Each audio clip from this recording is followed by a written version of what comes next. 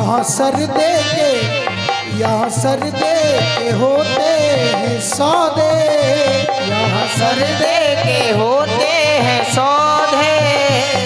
आस की इतनी सस्ती नहीं है, ये तो प्रेम की बात है ऊधो, जिंदगी तेरे बस की नहीं है।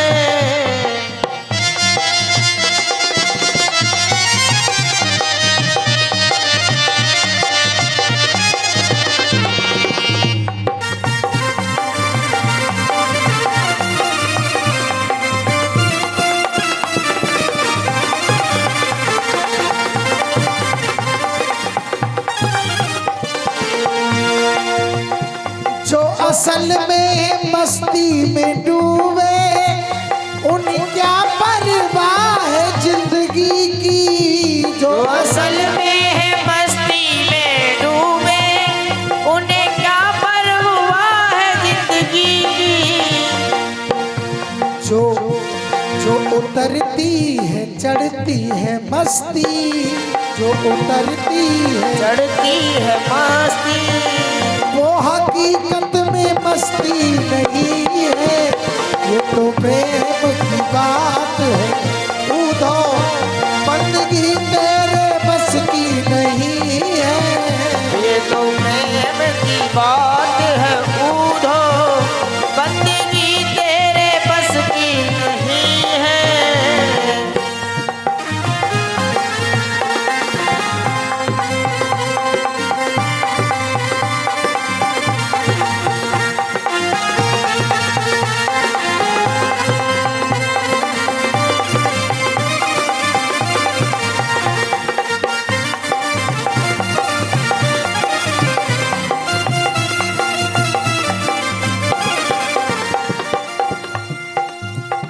जिनकी नजरों में है श्याम प्यारे, वो तो रहते हैं जग से न्यारे।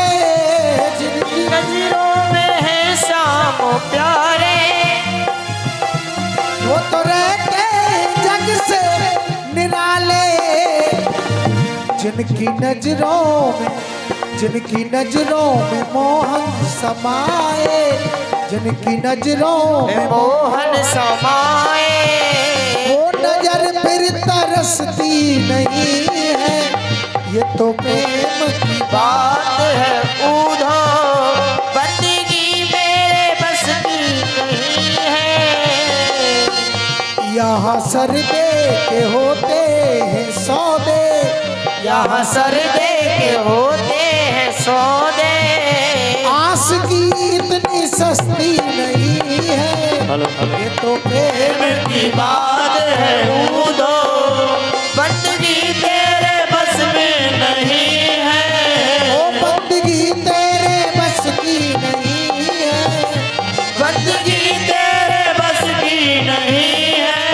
वो बंदगी तेरे बस की नहीं है।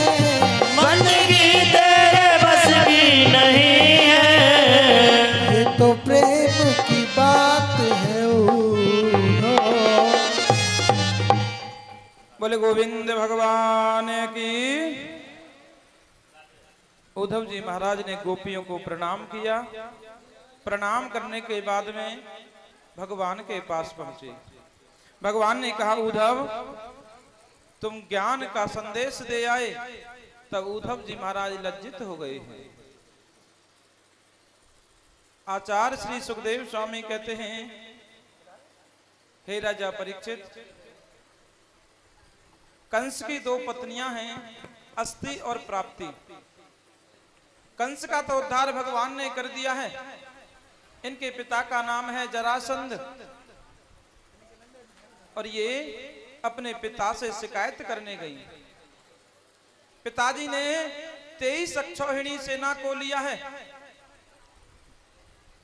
और 23 अक्षौहिणी सेना को लेकर के इस मथुरा नगर पर चढ़ाई कर दी है। भगवान श्री कृष्ण ने इस 23 अक्षौहिणी सेना को परास्त कर दिया है। और महाराज एक बार नहीं, 2 बार नहीं, 17 बार इसने चढ़ाई की है। 17 बार भगवान ने इसकी सेना को परास्त किया है। अब ये 18वीं बार इस मथुरा नगरी पर चढ़ाई करना चाहता है। इसने 11,000 ब्राह्मणों को बुलाया और उनसे कहा कि तुम मेरे लिए एक अनुष्ठान करो। मैं मथुरा पर चढ़ाई करने जा रहा हूं। अगर मैं युद्ध में विजय प्राप्त करूंगा तो आपको आपके मुंह मांगा धन में दूंगा। अगर इस बार मेरी पराजय हो गई तो मैं आप सबको मार डालूंगा। अब इसने 18वीं बार मथुरा पर चढ़ाई की है।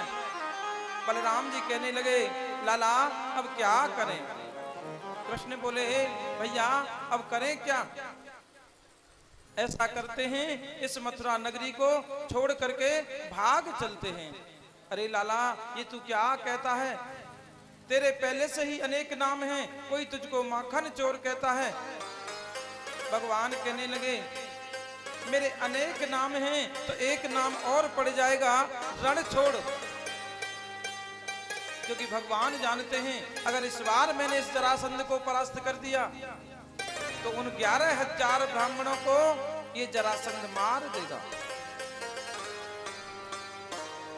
कालियावन ने इस मथुरा के ऊपर चढ़ाई की है।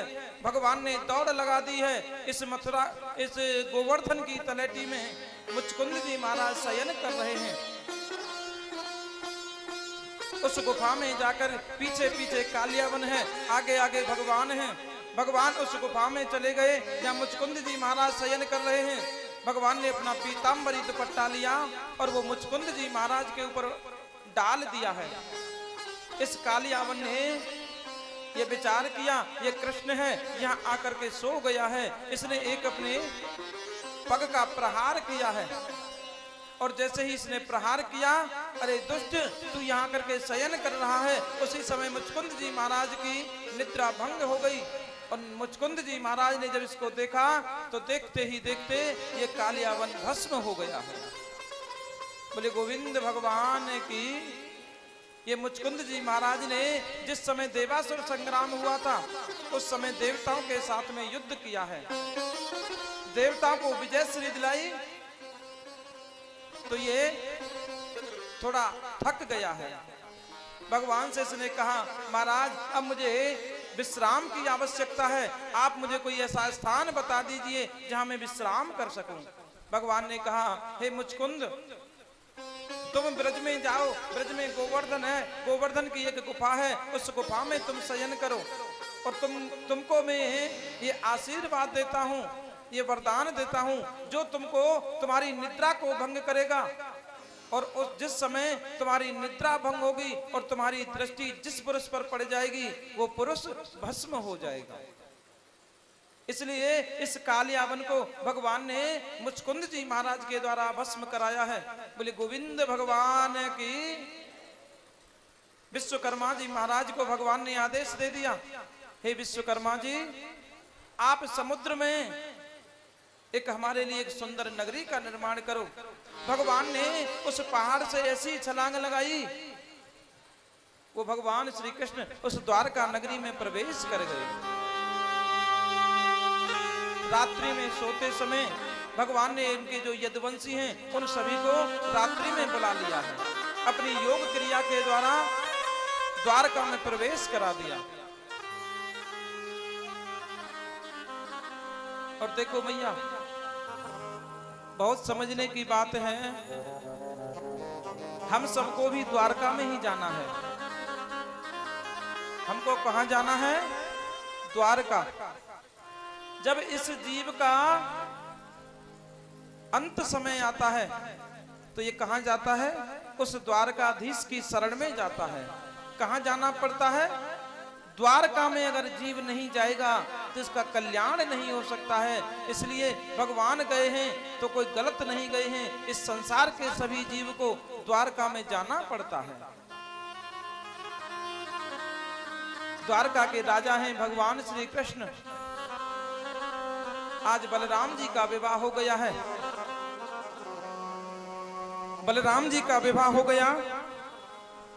अब भगवान श्री कृष्ण विचार करते हैं, अब हमारा भी विवाह हो जाना चाहिए। एक भीष्मक नाम के राजा हैं, कुंदनपुर में रहते हैं। उनके यहाँ पुत्री नहीं है, उनके यहाँ 5 पुत्र हैं। बड़े पुत्र का नाम है रुक्मी। इन्होंने समुद्र के किनारे बैठकर बहुत तपस्या की। भगवान नारायण की कृपा से एक दिन समुद्र में एक कमल के पुष्प पर एक कन्या को देखा। उस कन्या को अपनी पुत्री मान करके ये अपने घर ले आए। उसका लालन पालन कर रहे हैं। अब कन्या बड़ी हो गई है। इन्होंने विचार किया कि अब इसका विवाह कर देना चाहिए, परंतु इनका जो बड़ा पुत्र है वो उद्दंड है, वो पिता की आज्ञा को नहीं मानता है। उनका पुत्र ये रुक्मी है, ये चाहता है कि चंदेरी नरेश जो शिशुपाल है वो इसका मित्र है, वो चाहता है कि मैं अपनी बहन का विवाह इस शिशुपाल के साथ कर दूं। परंतु भीष्मक जी महाराज नहीं चाहते हैं कि मेरी पुत्री का विवाह इस शिशुपाल के साथ में हो। मैया रुक्मणी को जब ज्ञात हुआ कि मेरा भैया इस शिशुपाल के साथ में मेरा विवाह करना चाहता है, रुक्मी ने कहा, हे बेटी, मैंने स्वयंवर रचाया है, उसमें नाना देशों से राजकुमार आएंगे, परंतु तुमको शिशुपाल के गले में वरमाला डालनी है। उसने कह दिया, आज से सही तीसरे दिन तुम्हारा स्वयंवर होगा। आज रुक्मणी ने अपनी भाभियों से कहा है, हे भाभी, मैंने तो मन ही मन द्वारका के धीश श्री कृष्ण को अपना पति माना है और भैया चाहते हैं कि मैं शिशुपाल के साथ विवाह करूं। अगर मेरा विवाह कृष्ण के साथ में नहीं होगा तो मैं अपने प्राणों को त्याग दूंगी, परंतु शिशुपाल को वरण नहीं करूंगी। भाभी, आप ही कोई उपाय बताइए। भाभी कहने लगी, आप ऐसा कीजिए, आप एक पत्रिका लिखिए और वो ब्राह्मण के द्वारा वो पत्रिका द्वारकाधीश के चरणों में समर्पित कराइए, द्वारकाधीश को संदेश भेजिए। और आज रुक्मणी जी पत्रिका लिख रही हैं। एक ब्राह्मण को बुलाया है, पत्रिका में लिखा है, हे द्वारकाधीश, मैंने कभी आपको देखा नहीं है, केवल मैंने तो आपके गुणों को सुना है, मैंने आपके रूप को नहीं देखा है। हे प्रभु, कहीं ऐसा ना हो, मैंने तो जब से आपके गुणों को सुना है तब से आपको पति के रूप में मान लिया है। हे गोविंद, कहीं ऐसा ना हो सिंह के भोजन को कोई स्यार ना ले जाए। हे गोविंद, अगर तुम नहीं आओगे तो मैं अपने प्राणों को त्याग दूंगी, परंतु शिशुपाल का वरण नहीं करूंगी। और उन्होंने लिखा कि हमारे यहाँ विवाह संस्कार से पूर्व माता कात्यायनी के यहाँ मंदिर में पूजा के लिए जाना होता है। मैं अपनी सखियों के साथ में माता कात्यायनी के मंदिर में पूजा के लिए जाऊंगी। वो मंदिर हमारे नगर से बाहर है। हे गोविंद, तुम वहां आ जाना और मेरा हाथ पकड़ लेना, मैं तुम्हारे साथ में रथ में बैठ करके तुम्हारे साथ चली आऊंगी। हे गोविंद, अगर आपने देर कर दी तो मैं अपने प्राणों को त्याग दूंगी। माता रुक्मणी ने उस पत्र में अपने भावों को भर दिया है। उन ब्राह्मण देवता को वो पत्रिका सौंप दी। बोले गोविंद भगवान की। और ब्राह्मण देवता उस पत्रिका को लेकर के आज द्वारका में प्रवेश कर गए। द्वारका में भगवान श्री कृष्ण से भेंट हो गई। उन ब्राह्मणों ने उस पत्रिका को भगवान श्री कृष्ण को सौंप दिया है। भगवान श्री कृष्ण ने उस पत्रिका को जब पढ़ा तो पढ़कर के आदेश दे दिया है कि मेरे रथ को सजाया जाए। भगवान श्री कृष्ण रथ में बैठ करके और उन्होंने दौड़ लगा दी है। बलराम जी महाराज को ज्ञात हुआ ये लाला कहाँ गया है, कोई नहीं बताता है, किसी को ज्ञात नहीं है कि द्वारकाधीश कहाँ गए हैं। तभी एक दूत ने बताया, महाराज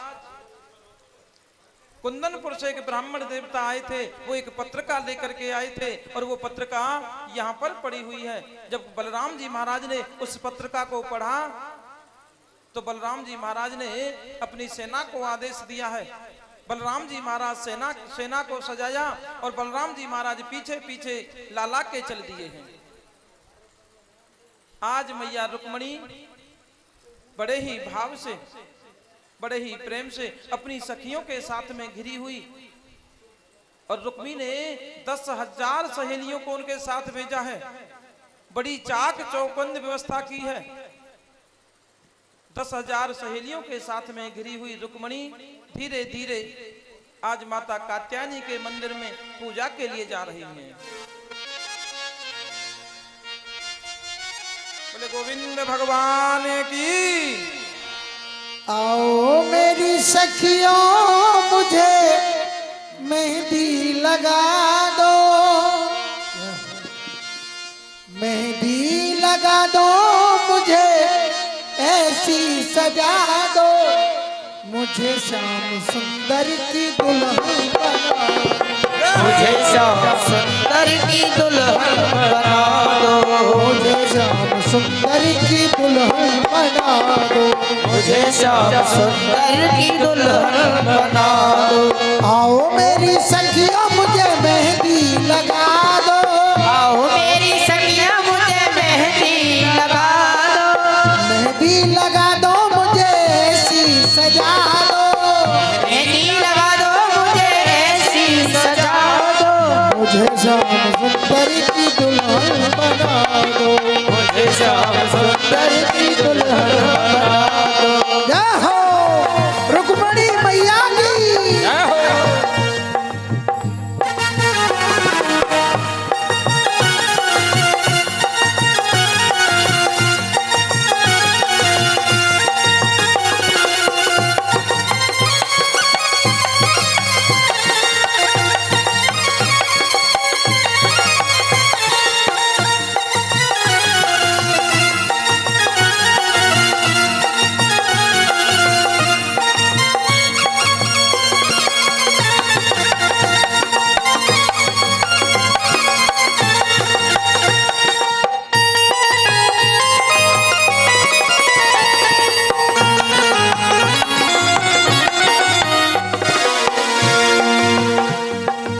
सत्संग में मेरी बात चलाई, सत्संग में मेरी बात चलाई, हाँ सतगुरु ने मेरी कीनी सगाई, सतगुरु ने मेरी कीनी सगाई, उनको बुला के हाथ ले बातों करा दो, ओ बुला के हाथ ले बातों करा दो, और मुझे श्याम सुंदर की दुल्हन बना दो, मुझे श्याम सुंदर की दुल्हन बना दो। बोलिए रुक्मणी मैया की, जय हो, द्वारकाधीश की जय हो। जैसे ही रुक्मणी जी पूजा के लिए आई और भगवान उन्हें ले गए भगा के। इधर हुआ क्या, सब देख रहे हैं ठाड़े ठाड़े। अरे ले गयो ले गयो ले गयो रे, हाँ ले गयो ले गयो ले गयो, रुक्मणी भगाई के ले गयो रे, रुक्मणी भगाई के ले गयो रे, रुक्मणी को भगाई के ले गयो रे, रुक्मणी को भगाई के ले गयो रे। अरे रह गयो रह गयो रह गयो री, हरी रह गयो रह गयो हरी, हाँ रह गयो रह गयो रह गयो री, हाँ रह गयो रे। शिशुपाल देख तो रह गयो री, शिशुपाल देख तो रह गयो रे, अरे ले गयो ले गयो ले गयो री, हाँ ले गयो, रुक्मणी को भगाई के ले गयो री, रुक्मणी को भगाई के ले गयो रे, रुक्मणी को भगाई के ले गयो री, रुक्मणी को भगाई के ले गयो रे। बोलिए रुक्मणी मंगल भगवान। जय हो। हमारे आचार्य प्रवर, आचार्य प्रवर बोले गोविंद वेद भगवान मंत्रों के द्वारा की। जय माला कार्यक्रम कराया। और जैसे ही हल्ला मच गयो कि ले गयो, भगवान श्री कृष्ण ने रुक्मणी जी का हाथ पकड़ा और रथ में बिठा करके वो दौड़ लगा दी है। जितनी भी वहां नर नारियां हैं वो भगवान को देख करके मोहित हो गई हैं। पीछे से जब रुक्मी को ज्ञात हुआ रुक्मी दौड़ करके आया है। ऐसा भयानक युद्ध हुआ, भगवान ने रुक्मी को परास्त किया, उसको मारना चाह रहे हैं। तभी रुक्मणी ने कहा, हे गोविंद, आप ये मेरा भाई है, आपका लगता तो ये साला ही है, आप इसको छोड़ दीजिए। गोविंद भगवान ने उसको बांध दिया है। उसी समय बलराम जी महाराज आ गए। उसी समय शिशुपाल जी की सेना आ गई। शिशुपाल की सेना और बलराम जी की सेना में भयानक युद्ध छिड़ गया है। उधर बलराम जी की सेना ने शिशुपाल की सेना को परास्त किया। इधर में भीष्मक जी महाराज आ गए हैं। भीष्मक जी महाराज ने अपनी कन्या का कन्यादान भगवान श्री कृष्ण के साथ में कर दिया है। बोले गोविंद भगवान की जय हो।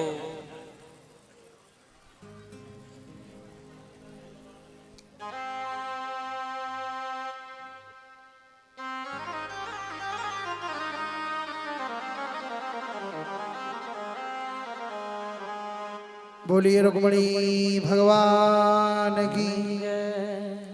आइए, भगवान कन्हैया ने रुक्मणी जी का हरण किया, सारी सेना को हरा दिया, अपने साले साहब को बांध लिया रथ के पहिए से। रुक्मणी जी ने हाथ जोड़े, प्रभु मेरा ये भैया है, छोड़ दो। भगवान ने छोड़ दियो, वैसे वो सारे ज्यादा ही प्यारे हों। भगवान ने भी दया की। आइए, हमारे आचार्य जी भगवान का जो जयमाला कार्यक्रम होता है वो हो रहा है। आप सब ताली बजाएंगे जब इनका जयमाला प्रोग्राम संपन्न हो जाए। आइए, अब जो बताओ बाराती कौन कौन है? बाराती सवरे मैं हूँ। और घराती कौन है? घराती, अच्छा भैया सब गिल्ले मिल्ले है, जाओ। बाराती की घराती भी।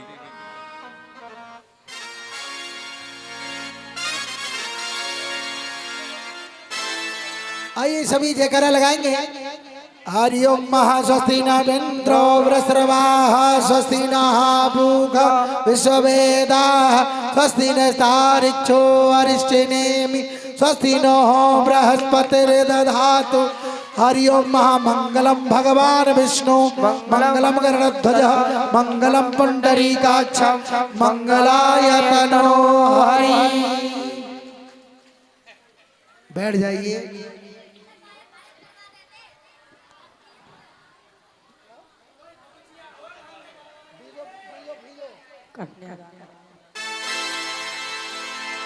आइए, भगवान की शादी हुई।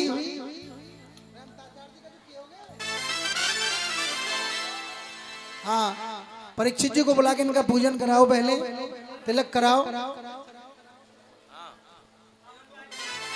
और बाकी बाराती सब करो जी, बारात में आनंद ले। परीक्षित जी पूजन करो।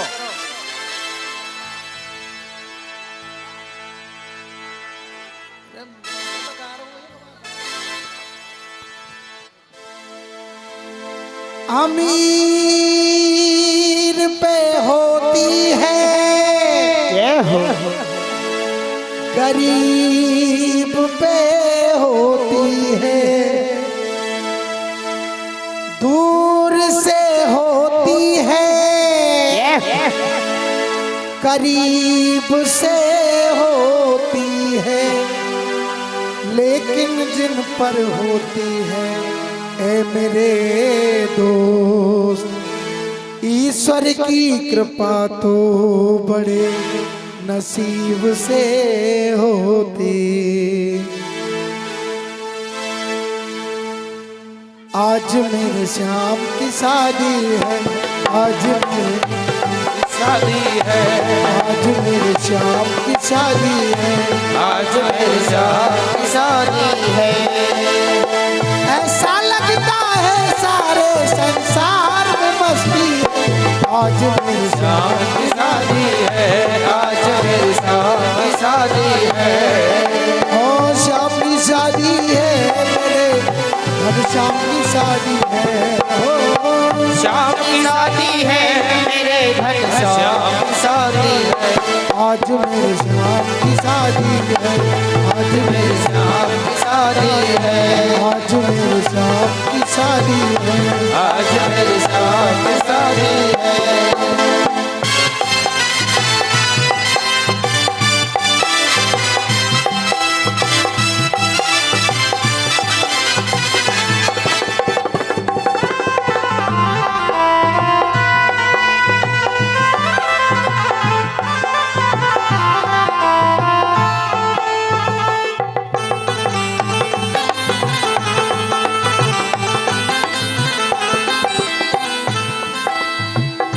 बनी है खूब जोड़ी, बनी है खूब जोड़ी, कृष्ण रुक्मणी की जोड़ी। कृष्ण रुक्मणी की जोड़ी, खुशी से नाचे मल, खुशी से नाचे हैं सब। मिला सजनी को साजन, मिला सजनी को साजन। हो आज मुझे लगता है सब ब्रह्मांड की शादी। आज मेरे श्याम की शादी है। आज मेरे श्याम की शादी है। ओ श्याम की शादी है मेरे घनश्याम की शादी है। आज श्याम की शादी है मेरे घनश्याम की शादी है। आज मेरे श्याम की शादी है। आज मेरे श्याम की शादी है। आज दूल्हे राजा की शादी है। आज मेरे लाला की शादी है।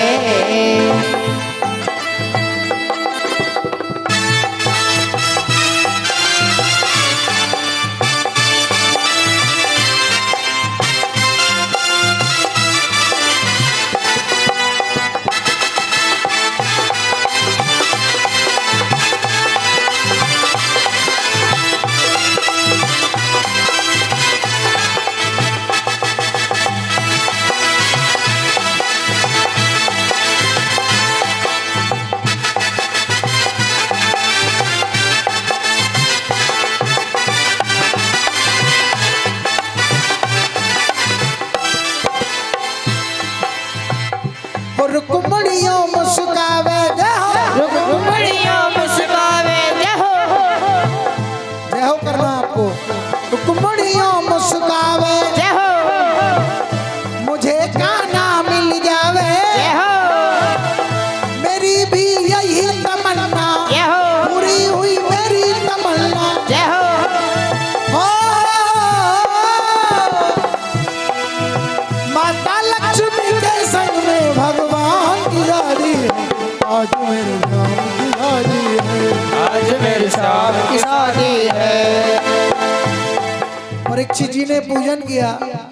जो भी माता बहन कन्यादान करना चाहते हैं वो एक एक कराएं, भीड़ न लगाएं। भीड़ न लगाएंगे, एक एक कराएंगे। आज मेरे श्याम की शादी है। आज मेरे श्याम की शादी है। जय हो।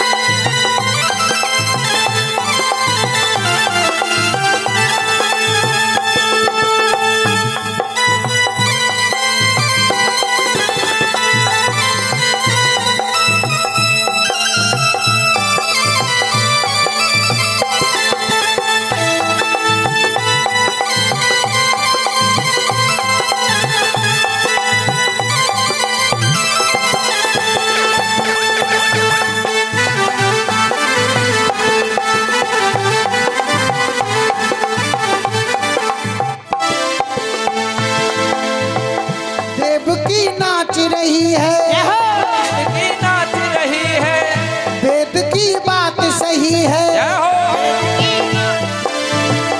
ब्रह्म बेटा बन आया, भाग्य का दोष नहीं है।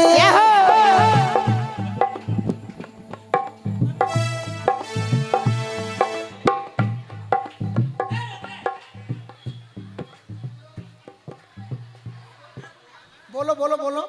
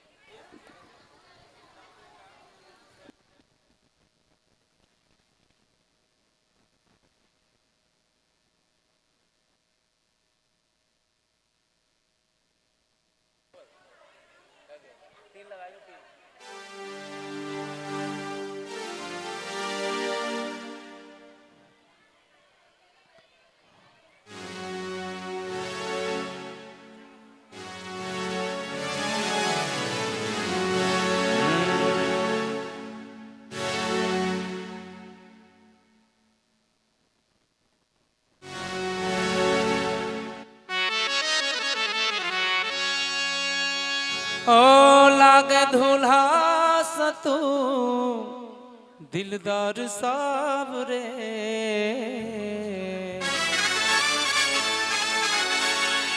तेरा किसने किया श्रृंगार सावरे, तेरा किसने किया श्रृंगार सावरे, तेरा किसने किया श्रृंगार सावरे, तेरा किसने किया श्रृंगार सावरे, तेरा किसने किया श्रृंगार सावरे। ओ लागे दूल्हा सतू दिलदार सावरे, लागे दूल्हा सतू दिलदार सावरे, तेरा किसने किया श्रृंगार सावरे, तेरा किसने किया श्रृंगार सावरे।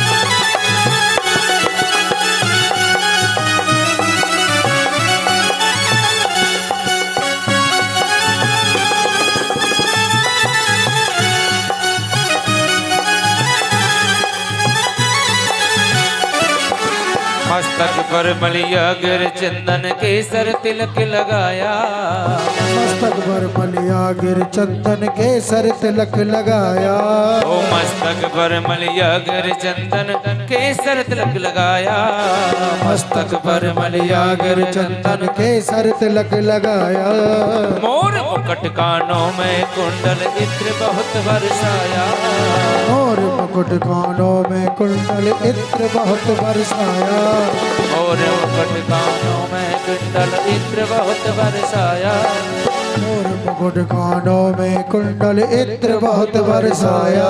बरसाता रहे हर बार सावरे, तेरा किसने किया श्रृंगार सावरे, तेरा किसने किया श्रृंगार जय हो।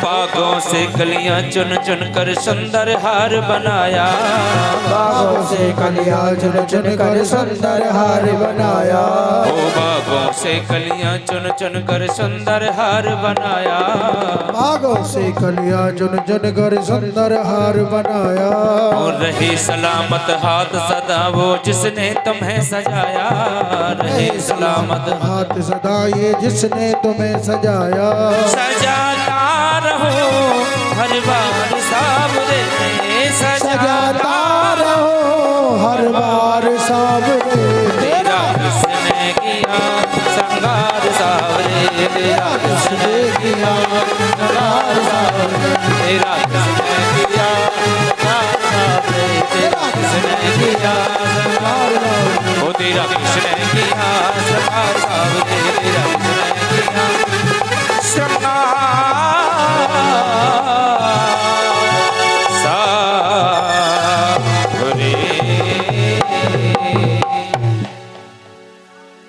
बोलिए गोविंद भगवान की। बोले रुक्मणी रमण भगवान की।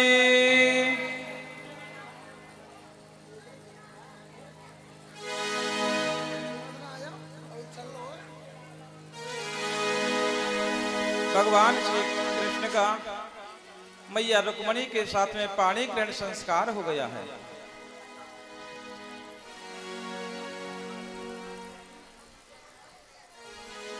रुक्मी अपने नगर को नहीं गया है, वहीं कुटी बना करके रहता है। रुक्मणी से एक पुत्र पैदा हुआ है प्रद्युम्न।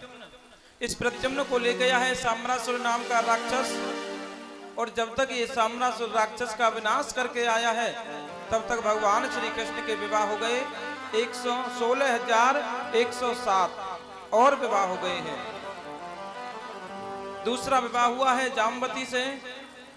परीक्षित जी महाराज कहते हैं, आचार्य सुखदेव स्वामी, ये मेरी समझ में नहीं आया कि जामवती तो भालू की पुत्री है, फिर भगवान का विवाह भालू की पुत्री से किस प्रकार हुआ है।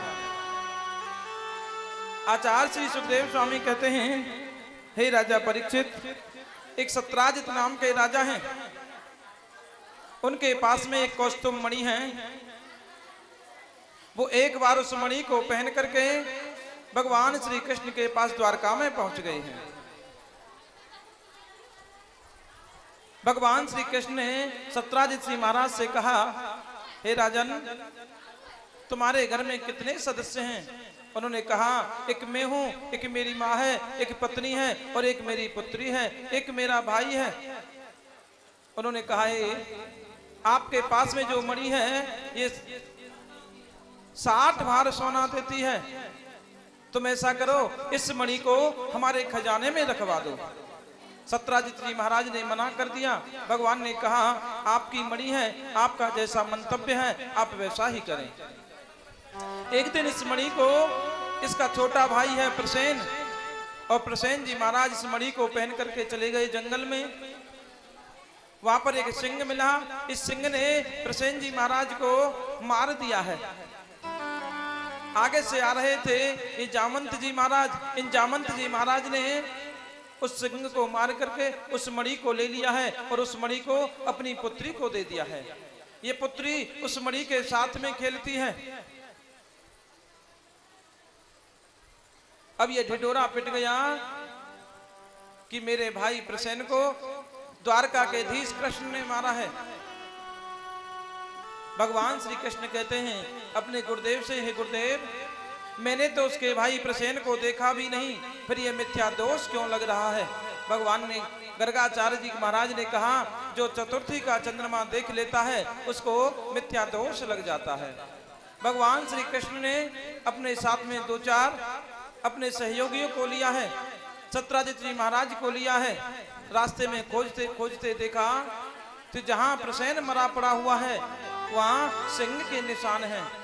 जब आगे चल करके देखा है, जहां सिंह मरा पड़ा है वहां किसी भालू के निशान हैं, और उन भालू के निशानों पर आगे आगे चले हैं तो उसी गुफा में पहुंच गए हैं जो जामवंत जी महाराज रहते हैं। भगवान को देख करके जामवंत जी महाराज भगवान के ऊपर झपट पड़े हैं। महाराज, ऐसा भयानक युद्ध हुआ भगवान श्री कृष्ण और जामवंत जी महाराज का। जामवंत जी महाराज की नस ढीली हो गई। उन्होंने कहा, हे प्रभु, मैं जान गया हूं आप मेरे आराध्य भगवान श्री राम हो। उन्होंने अपनी पुत्री का वरण भगवान श्री कृष्ण के साथ में कर दिया और वो मणि भगवान को प्रदान कर दी।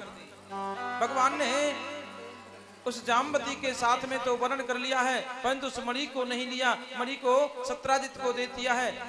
भगवान ने कहा, हे राजन, इस मणि के कारण मुझको दोष लगा है, इसलिए मणि आपकी है, इस मणि को आप रखो। सत्राजित जी महाराज बड़े ही दुखी हुए। मैंने भगवान के ऊपर मिथ्या दोष लगाया है, इसलिए उनकी एक कन्या है सत्यवती।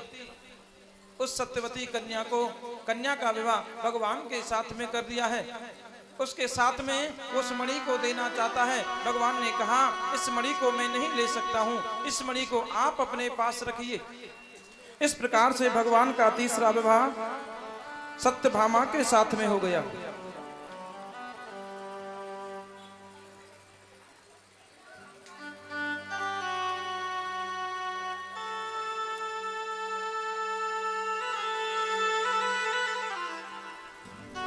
तीसरा विवाह सत्यभामा के साथ में हुआ है। एक बिंद और अरविंद नाम के दो भाई हैं, उनकी बहन का नाम है मित्रविंदा। एक विवाह भगवान का मित्रविंदा के साथ में हुआ है। एक बार भगवान श्री कृष्ण और अर्जुन जी महाराज यमुना के तट पर घूम रहे थे। वहां पर एक परम सुंदरी कन्या है। उस कन्या से अर्जुन जी महाराज ने पूछा, हे देवी तुम कौन हो? तो उसने कहा, मैं यमराज की पुत्री हूँ, सूर्य की पुत्री हूँ, यमराज की बहन हूँ। मैं कृष्ण को पति रूप में प्राप्त करना चाहती हूँ, यहाँ तपस्या कर रही हूँ। भगवान ने कहा, जिनके लिए तुम तपस्या कर रही हो वो तो यहीं मेरे साथ में हैं। और अर्जुन जी महाराज ने गंधर्व रीति से यमुना महारानी के साथ में भगवान श्री कृष्ण का विवाह करा दिया है। बोले गोविंद भगवान की जय हो। छठा विवाह भगवान का नग्नजिती के साथ में हुआ है। एक नग्नजित नाम के राजा हैं, उनकी यहाँ पर 7 बैल हैं। उनकी ये प्रतिज्ञा है, इन 7 बैलों को जो एक साथ नाथ देगा मैं उसके साथ अपनी पुत्री का वरण कर दूंगा। भगवान श्री कृष्ण आए, उन्होंने उन बैलों को नाथ दिया है। नग्नजिती का विवाह भगवान के साथ हो गया है। बोले गोविंद भगवान की जय हो। 7वां विवाह भद्रा के साथ में हुआ। एक मद्र देश के राजा हैं, उनकी बिटिया का नाम है लक्ष्मणा। 8वां विवाह भगवान श्री कृष्ण का लक्ष्मणा के साथ हुआ है। एक भौमासुर नाम का राजा है, वो बहुत अत्याचारी राजा है। उसके यहाँ 16,000 कन्याएं हैं। उसने विचार किया है, जब ये 20,000 हो जाएंगी तो एक साथ में इनका वर्ण करूंगा। भगवान वहां गए, जाकर के उस भौमासुर राक्षस को मारा है। उन 16,100 कन्याओं को उस भौमासुर राजा के राज्य से मुक्त किया। भगवान ने कहा, हे देवी अब तुम मुक्त हो, अब तुम जा सकती हो। उन कन्याओं ने कहा, हे प्रभु अब हमको हमारे घर वाले वर्ण नहीं करेंगे, वो हमको नहीं रख सकते हैं, हम किसी से विवाह नहीं कर सकते हैं, अब हम कहाँ जाएं? एक ही मुहूर्त में भगवान श्री कृष्ण ने 16,100 कन्याओं के साथ में विवाह कर लिया है। इस प्रकार से भगवान श्री कृष्ण के 16,108 विवाह संपन्न हुए हैं। बोले गोविंद भगवान की। भगवान के जो पुत्र हैं प्रद्युम्न, उनके भी 2 विवाह हुए हैं। अनिरुद्ध हैं, अनिरुद्ध के भी 2 विवाह हुए हैं। उषा के साथ में हुआ है। महाराज ये बाणासुर की पुत्री है। बाणासुर को ज्ञात हुआ तो इस अनिरुद्ध को उस उषा ने चित्रलेखा के द्वारा अपने महल में बुलवा लिया है। भगवान श्री कृष्ण गए तो भयानक युद्ध होने लगा। महाराज ऐसा भयानक युद्ध हुआ। जो शेष है कन्यादान के लिए वो कन्यादान करें, फिर झांकी अपने गंतव्य को जाएगी। जो भी शेष हैं वो कन्यादान करें। बोले गोविंद भगवान की। भगवान शंकर जी उस बाणासुर की तरफ से युद्ध करते हैं। भगवान शंकर जी और भगवान श्री कृष्ण में आपस में युद्ध हो रहा है। कुछ समय पश्चात ब्रह्मा जी आए, उन्होंने कहा, महाराज आप इस युद्ध को शांत कर दीजिए। वो युद्ध शांत हो गया है। उषा के साथ में अनिरुद्ध का पाणी ग्रहण संस्कार हो गया है। बोले गोविंद भगवान की जय हो। एक समय नारद जी महाराज द्वारका नगरी में प्रवेश किया है। आकर के भगवान से कहा, हे प्रभु मैंने सुना है पांडवों के यहाँ राजसूय यज्ञ हो रहा है, क्या आप नहीं जा रहे हो? भगवान ने कहा, हे नारद मैं अवश्य जाऊंगा। भगवान श्री कृष्ण आज पांडवों के यहाँ पहुंचे हैं, वहाँ राजसूय यज्ञ हो रहा है। तो भगवान ने पांडवों से कहा, हे पांडव तुम राजसूय यज्ञ तो कर रहे हो, परंतु क्या तुमने देश के सभी राजाओं को परास्त कर दिया है? क्या तुमने सभी राजाओं को जीत लिया है? उन्होंने कहा, महाराज हमने सभी राजाओं को जीत लिया है, परंतु एक जरासंध नाम के राजा हैं, अभी वो हमारे बस में नहीं है। भगवान ने कहा, जरासंध को तो मैं भी नहीं जीत सकता हूँ, आप ऐसा कीजिए, आप मेरे साथ ब्राह्मण रूप में चलिए। बोले गोविंद भगवान की। भगवान ने भीमसेन को साथ में लिया है, अर्जुन जी महाराज को साथ में लिया। इन तीनों ने ब्राह्मणों का रूप धारण किया है।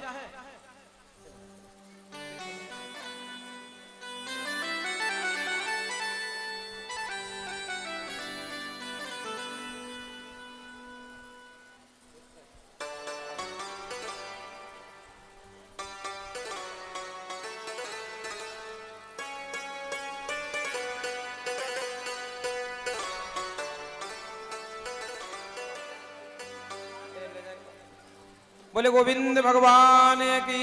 जय हो। भगवान श्री कृष्ण ने ब्राह्मण का रूप धारण किया। भीमसेन जी महाराज, अर्जुन जी महाराज ने भी ब्राह्मण का रूप धारण किया है। जरासंध की एक प्रतिज्ञा है, वो प्रातः काल नित्य प्रति दान करता है। ये तीनों याचक बन करके गए। जरासंध से कहा, हे जरासंध, हमको दान धन नहीं चाहिए, आपसे हम जो दान चाहते हैं उसके लिए आपको 3 वचन देने होंगे। जरासंध ने 3 वचन ले लिए हैं। उन्होंने संकल्प ले लिया, जो आप मुझसे मांगेंगे मैं वही आपको दूंगा।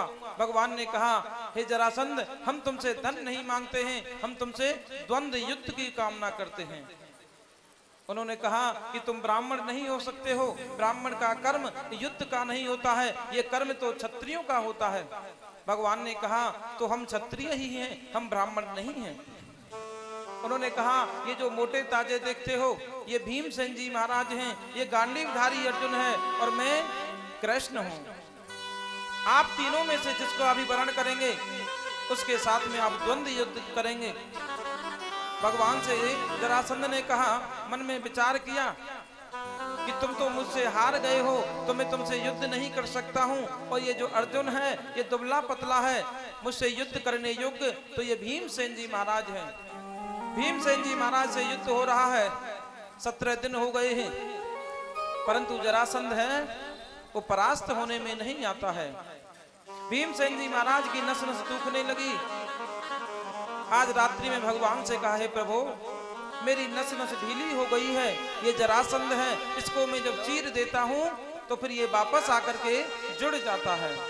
भगवान ने कहा, हे भीमसेन जी महाराज, तुमको गुमान हो गया था, इसलिए जब तुम युद्ध करो तो तुम मेरी तरफ देख लेना। और जिस समय आज भीमसेन जी महाराज युद्ध कर रहे हैं, उसी समय भगवान ने एक पत्ता लिया है, उस पत्ता को चीर करके 2 भागों में विपरीत दिशाओं में फेंक दिया है। भीमसेन जी महाराज समझ गए, उन्होंने उसको चीर करके विपरीत दिशाओं में फेंक दिया है। आज जरासंध का प्राणांत हो गया है। बोले गोविंद भगवान की। जय हो। जरासंध के पुत्र को भगवान ने उसकी राजगद्दी पर अभिषिक्त किया है। इस प्रकार से वो उसका मुकुट लेकर के अपने राज्य कोष में उन्होंने जमा कर दिया है।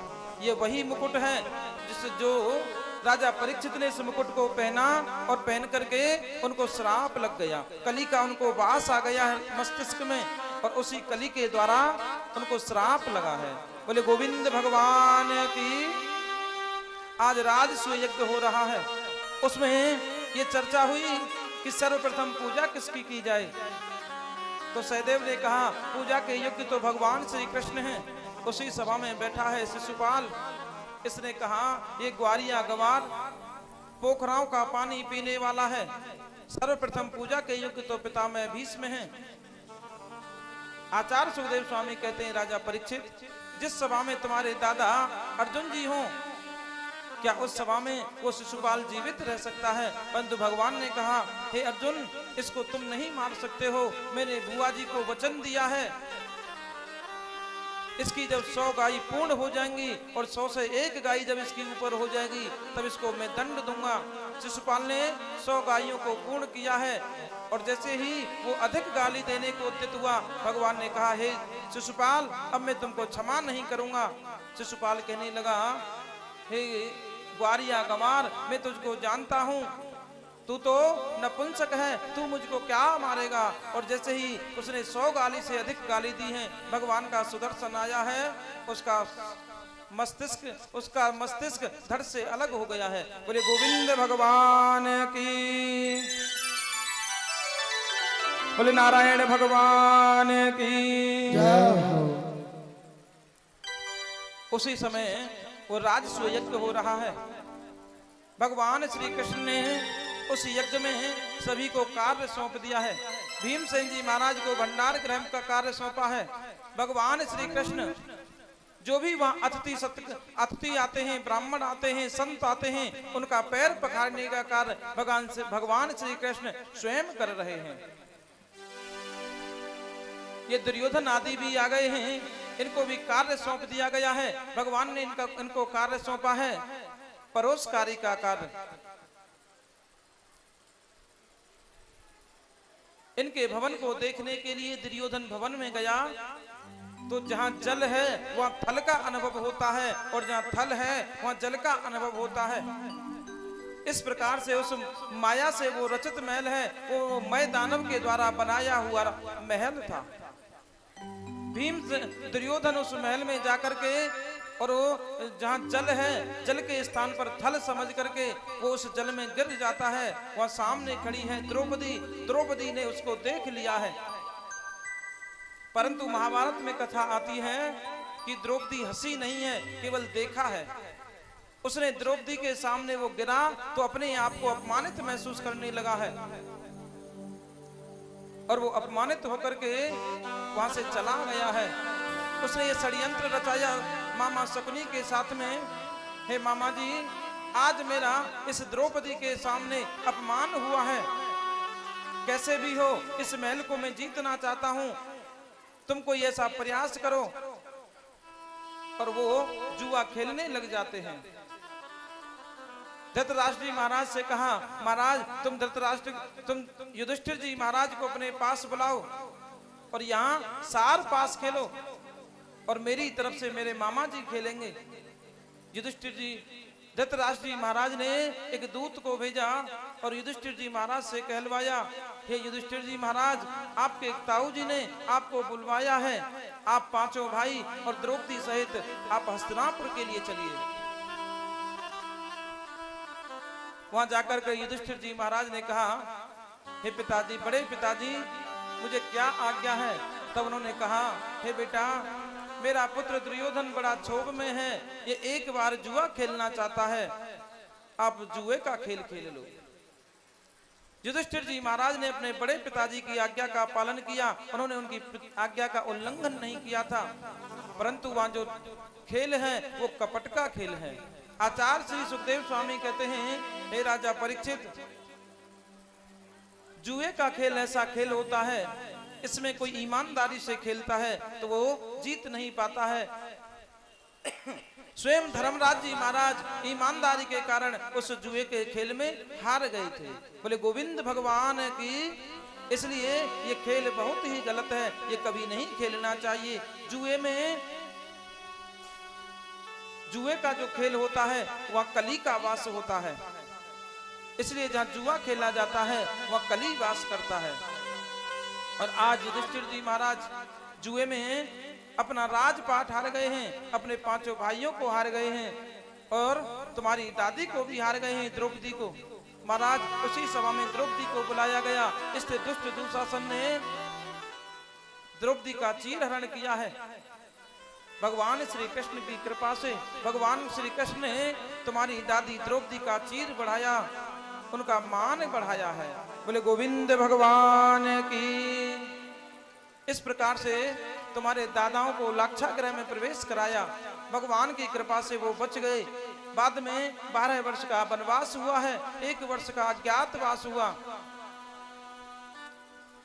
इसके बाद में भगवान श्री कृष्ण हस्तिनापुर में शांति दूत बन करके गए हैं। वहां जाकर के दुर्योधन ने शांति प्रस्ताव को ठुकरा दिया है। बहुत भयानक युद्ध हुआ, उस युद्ध में कौरव आदि सभी मारे गए, केवल तुम्हारे जो दादा थे पांडव वही बचे हैं। और तुम गर्भ में थे, तुम्हारे ऊपर अश्वत्थामा ने ब्रह्मास्त्र का प्रयोग किया। भगवान श्री कृष्ण ने तुमको गर्भ में तुम्हारा रक्षण किया था, तुम्हारा जन्म हो गया।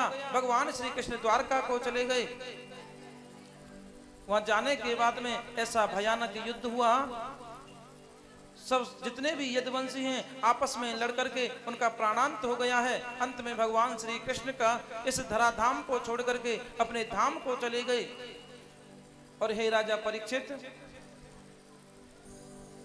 अर्जुन जी महाराज जब हस्तिनापुर में आए हैं तो तुमको राजगद्दी पर अभिषिक्त किया और वो स्वर्गारोहण के लिए हिमालय की यात्रा के लिए चले गए।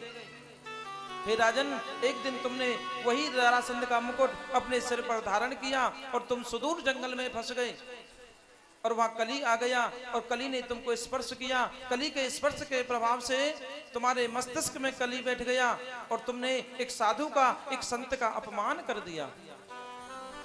संत के जो पुत्र हैं ऋषि कुमार के द्वारा तुमको श्राप लगा है, और उसी श्राप के कारण यहाँ जितनी भी सभा संतों की है ये उसी श्राप का कारण है कि तुम इन संतों के मध्य में बैठे हो।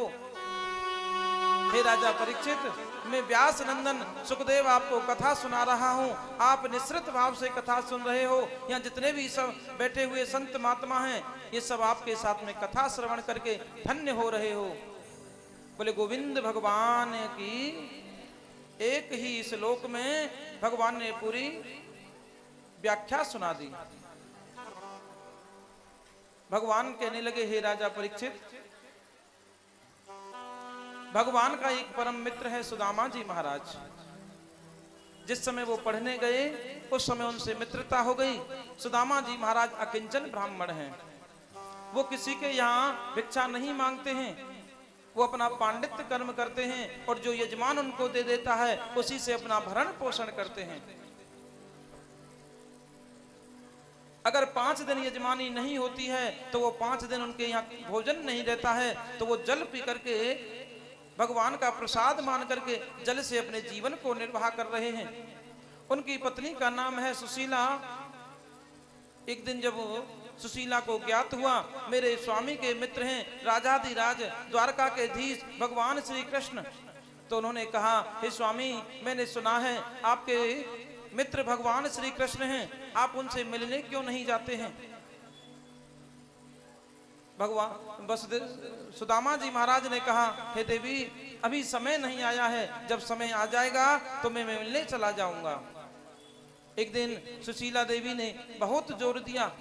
सुदामा जी महाराज ने कहा, हे देवी, हमारे घर में तो कुछ जब मित्र के यहाँ जाते हैं, कहीं भागवत कथा अनुष्ठान में जाते हैं तो वहाँ खाली हाथ नहीं जाते हैं, और कहीं रिश्तेदार के यहाँ जाते हैं तो खाली हाथ नहीं जाते हैं। हे देवी, हमारे घर में तो कुछ है नहीं जो मैं अपने मित्र के घर ले जाऊं। सुशीला ने क्या किया? सुशीला बोली, इसका प्रबंध मैं कर दूंगी। महाराज 3 घरों से सुशीला महारानी कुछ चावल लेकर के आई हैं और एक पोटली में उन चावलों को बांध दिया है और सुदामा जी महाराज को उन तंदलों को दे दिया है। सुदामा जी महाराज उन चावलों को लेकर के और भगवान का नाम स्मरण करते हुए और आज भगवान श्री द्वारकाधीश भगवान श्री द्वारका की तरफ जा रहे हैं। बोले गोविंद भगवान की। भगवान का नाम स्मरण करते हुए जा रहे हैं। 6 महीने का समय हो गया है, पैरों में बीमारियां पड़ गई हैं, पैरों से रक्त बह रहा है, परंतु भगवान का नाम वो जाप कर रहे हैं। भगवान ने विचार किया, आज मेरा भक्त सुदामा आज मुझसे मिलने आ रहा है। समुद्र के पार, समुद्र के किनारे पर आकर के भगवान श्री कृष्ण स्वयं नाविक बन गए हैं और सुदामा जी महाराज उस नाव में बैठे हैं। उन्होंने जैसे ही नेत्रों को बंद किया, प्रातः काल जब को समय हुआ है तो वो इस पार से उस पार पर बैठे हुए हैं। उन्होंने देखा ये दूर दूर अट्टालिकाएं क्या हैं, ये सुंदर महल किसके हैं? तो उन महलों में गए हैं तो एक द्वारपाल ने कहा, हे महाराज, ये द्वारकाछ है, ये द्वारकाछ है। अब सुदामा जी महाराज तो परेशान हो गए, भैया ये द्वारकाछ कौन सी है? मैं तो इस तुम्हारी जो द्वारका है, इस द्वारका का राजा कौन है? उस द्वारपाल ने कहा, भैया राजाधिराज महाराज भगवान श्री कृष्ण हमारे महाराज हैं। सुदामा जी कहने लगे, अरे लाला, अब तो तू महाराज बन गया है। द्वारपाल से कहा, अरे भैया द्वारपाल, तुम अपने महाराज से कह देना कि तुम्हारे बचपन का मित्र सुदामा तुमसे मिलना चाहता है, मिलने के लिए आया है और द्वार पर खड़ा हुआ है। अब द्वारपाल विचार करता है कि कहाँ मेरे महाराज राजाधिराज भगवान श्री कृष्ण और कहाँ ये दुबले पतले शरीर पर एक धोती है, वो भी फटी हुई है। परंतु उसने भी दीन भाव से वहां जाकर के बताया, महाराज एक दरवाजे पर एक महान भाव आए हैं, उनके पैरों में बीमारी पड़ी हुई है, उनके तन पर कोई कपड़ा नहीं है, एक धोती है वो भी फटी हुई है और महाराज वो आपसे मिलना चाहते हैं और अपना नाम सुदामा बताते हैं। और जैसे ही उन्होंने सुना कि मेरा मित्र सुदामा मुझसे मिलने आया है, उसी समय भगवान दौड़े दौड़े चले आए हैं। एक डोढ़ी को पार किया है, दूसरी डोढ़ी को पार किया है, पीछे से उनके सैनिक भाग रहे हैं कि आज हमारे भगवान को क्या हो गया है। उनके पीछे पीछे सभी ने दौड़ लगा दी है। भगवान 7 दौड़ी पार करके अपने मित्र सुदामा से मिलने आए हैं। दोनों गले मिल रहे हैं। आज सुदामा जी महाराज गदगद हो गए हैं। भगवान श्री कृष्ण सुदामा जी महाराज को लेकर के उनको आसन पर बिठा दिया है। बोले गोविंद भगवान की, बोले नारायण भगवान की। मैया समझ में आ रही है कछु कथा? आ रही है? सही चल रही है। प्रसाद माओ ध्यान रख दो। थोड़ो समय को अभाव है तो थोड़ी इसलिए हमने जल्दी जल्दी कर दी है। कोई बात तो ना है? चलो। भगवान श्री कृष्ण के नेत्रों में अश्रु प्रवाह होने लगा। हे सुदामा, तुमने मेरे पास आने में बहुत देर कर दी है। उन्होंने एक परात को मंगाया है, उनके नेत्रों से अश्रु प्रवाह हो रहा है और देखते ही देखते भगवान के नेत्रों से जो जल निकला है उस जल से भगवान के पैरों को पखार दिया है और भगवान श्री कृष्ण स्वयं पंखा झल रहे हैं। कैसे बेहाल विवाइन के पग, कंटक जाल लगे पुन जोए, कंटक जाल लगे भाई महादुख पायो सखा तुम, आए तेना किते दिन मोए, पानी परात को हाथ छुओ नहीं, नैनन के जल सो पग धोए, पानी परात को हाथ छुओ नहीं, नैनन से जल सो पग धोए। देखी सुदामा की दीन दशा, करुणा करी के करुणा निधि रोए, पानी परात को हाथ छुओ नहीं, नैनन के जल सो पग धोए, पानी परात को हाथ छुओ नहीं, नैनन से जल सो पग धोए। नैनन से जल सो पग धोए, नैनन से जल सो पग धोए। बोले गोविंद भगवान की। भगवान ने सुदामा जी महाराज को प्रणाम किया, सभी रानियों को आदेश दे दिया है। एक एक करके भगवान की पहले पटरानियां आई, फिर उसके बाद में रानियां आ रही हैं। सुदामा जी महाराज सबको आशीर्वाद दे रहे हैं। सुदामा जी महाराज कहने लगे, लाला तेरी कितनी रानियां हैं? भगवान कहने लगे, सुदामा जी महाराज मेरी 16,108 रानियां हैं। अरे लाला तूने इतने विवाह कर लिए?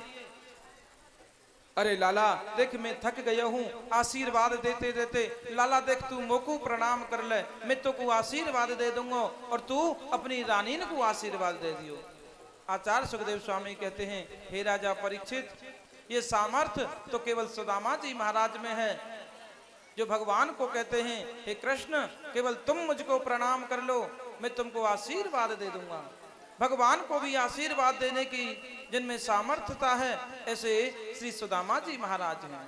और लोग कहते हैं कि वो बड़े दरिद्र हैं। जो भगवान को भी आशीर्वाद देने की जिसमें सामर्थ्यता है, क्या वो कभी दरिद्र हो सकता है? क्या वो कभी गरीब हो सकता है?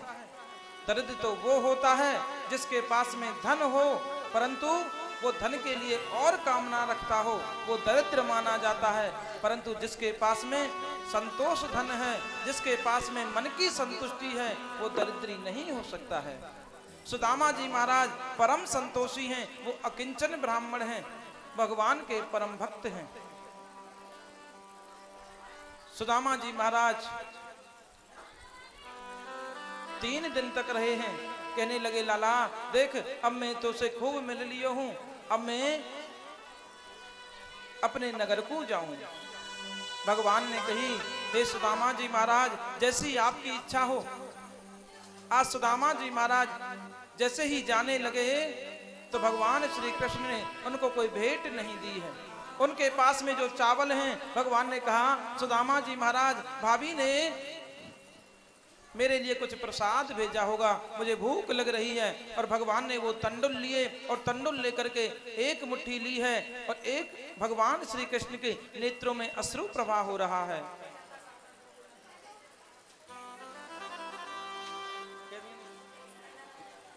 बोल बांके बिहारी लाल की जय। 10-15 मिनट की कथा और शेष है। आप लोग ध्यान दें कथा पे। इन चिरवन्ने तो के ताऊ मिला लेंगे भैया, प्रसाद पे ध्यान मत कथा पे ध्यान दें।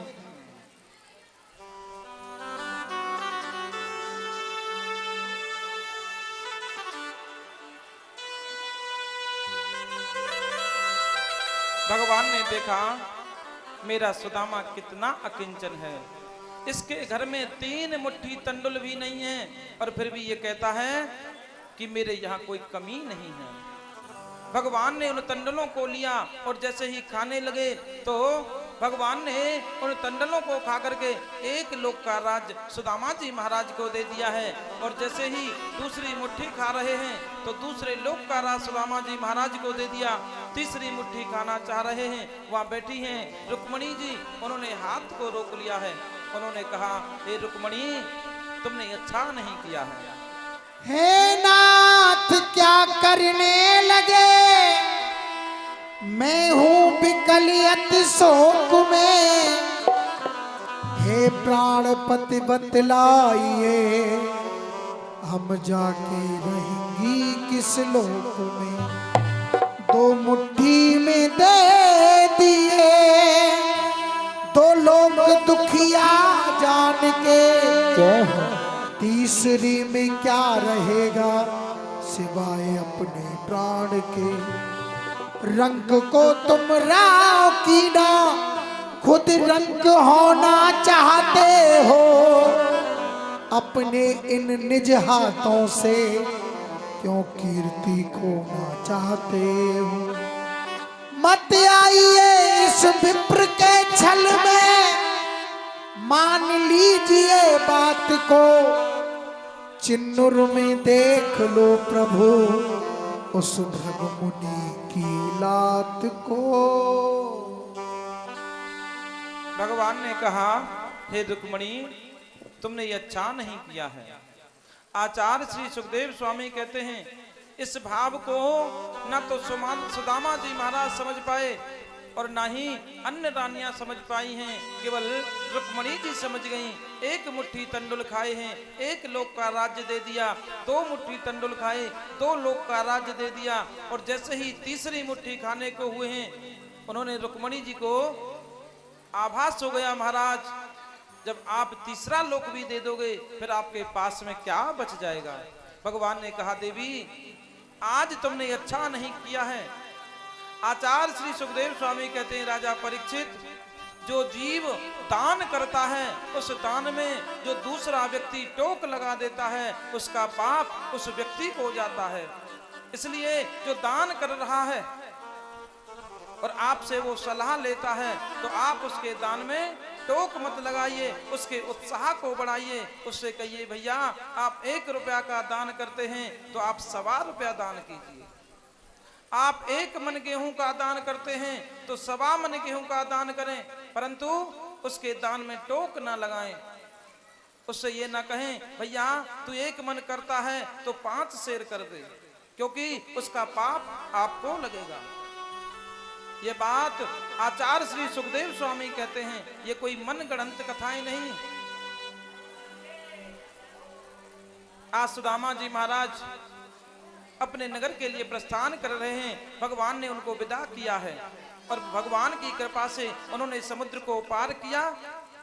और समुद्र को पार करके और वो जैसे ही अपने महल में प्रवेश किया है, अपने महल में सुदामा जी महाराज ने प्रवेश किया तो महाराज वो कहने लगे सुदामा मंदिर देख डरे, सुदामा मंदिर देख डरे, सुदामा मंदिर देख डरे। यहाँ तो हती मेरी टूटी झुपड़िया, यहाँ तो हती मेरी टूटी झुपड़िया, यहाँ कंचन महल खड़े, सुदामा मंदिर देख डरे, सुदामा मंदिर देख डरे। यहाँ तो होता एक तुलसी को बिरबा, यहाँ तो होता एक तुलसी को बिरवा, अब यहाँ बाग खड़े, अब यहाँ बाग खड़े, सुदामा मंदिर देख डरे, सुदामा मंदिर देख डरे, मंदिर देख डरे, मंदिर देख डरे, सुदामा मंदिर देख डरे, सुदामा मंदिर देख डरे।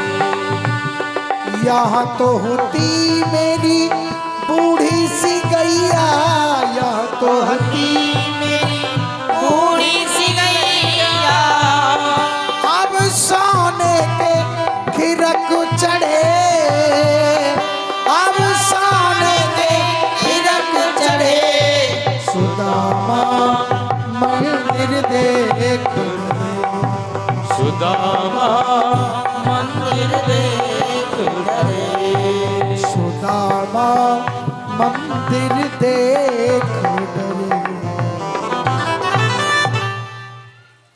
बोले गोविंद भगवान की। जय। जब सुदामा जी महाराज ने देखा तो यहाँ तो मेरी झोपड़ी थी, ये महल किसने बना दिए हैं। जब एक सज्जन वहां आए, उस सज्जन से पूछा, भैया एक मेरी यहाँ छोटी सी झोपड़ी हती, एक सुशीला नाम की मेरी पत्नी हती, वो कहाँ गए हैं, ये महल किसके हैं। तो सज्जन ने कहा, महाराज ये महल सुदामा जी महाराज के हैं, ये तो सुदामा नगरी है। सुदामा जी महाराज कहने लगे, सुदामा तो मेरा ही नाम है, भैया तुम्हारे राजा कहाँ हैं। उन्होंने कहा कि हमारे राजा द्वारकाधीश भगवान श्री कृष्ण से मिलने के लिए गए हैं। उन्होंने विचार किया, मिलने के लिए तो मैं ही गया था। उन्होंने कहा कि तुम्हारी जो रानी है मुझे उनसे मिलवा दीजिए। और जैसे ही सुशीला महारानी अंदर से बाहर की तरफ आई तो सुदामा जी ने जब सुशीला को देखा तो देख करके सुदामा जी डर गए।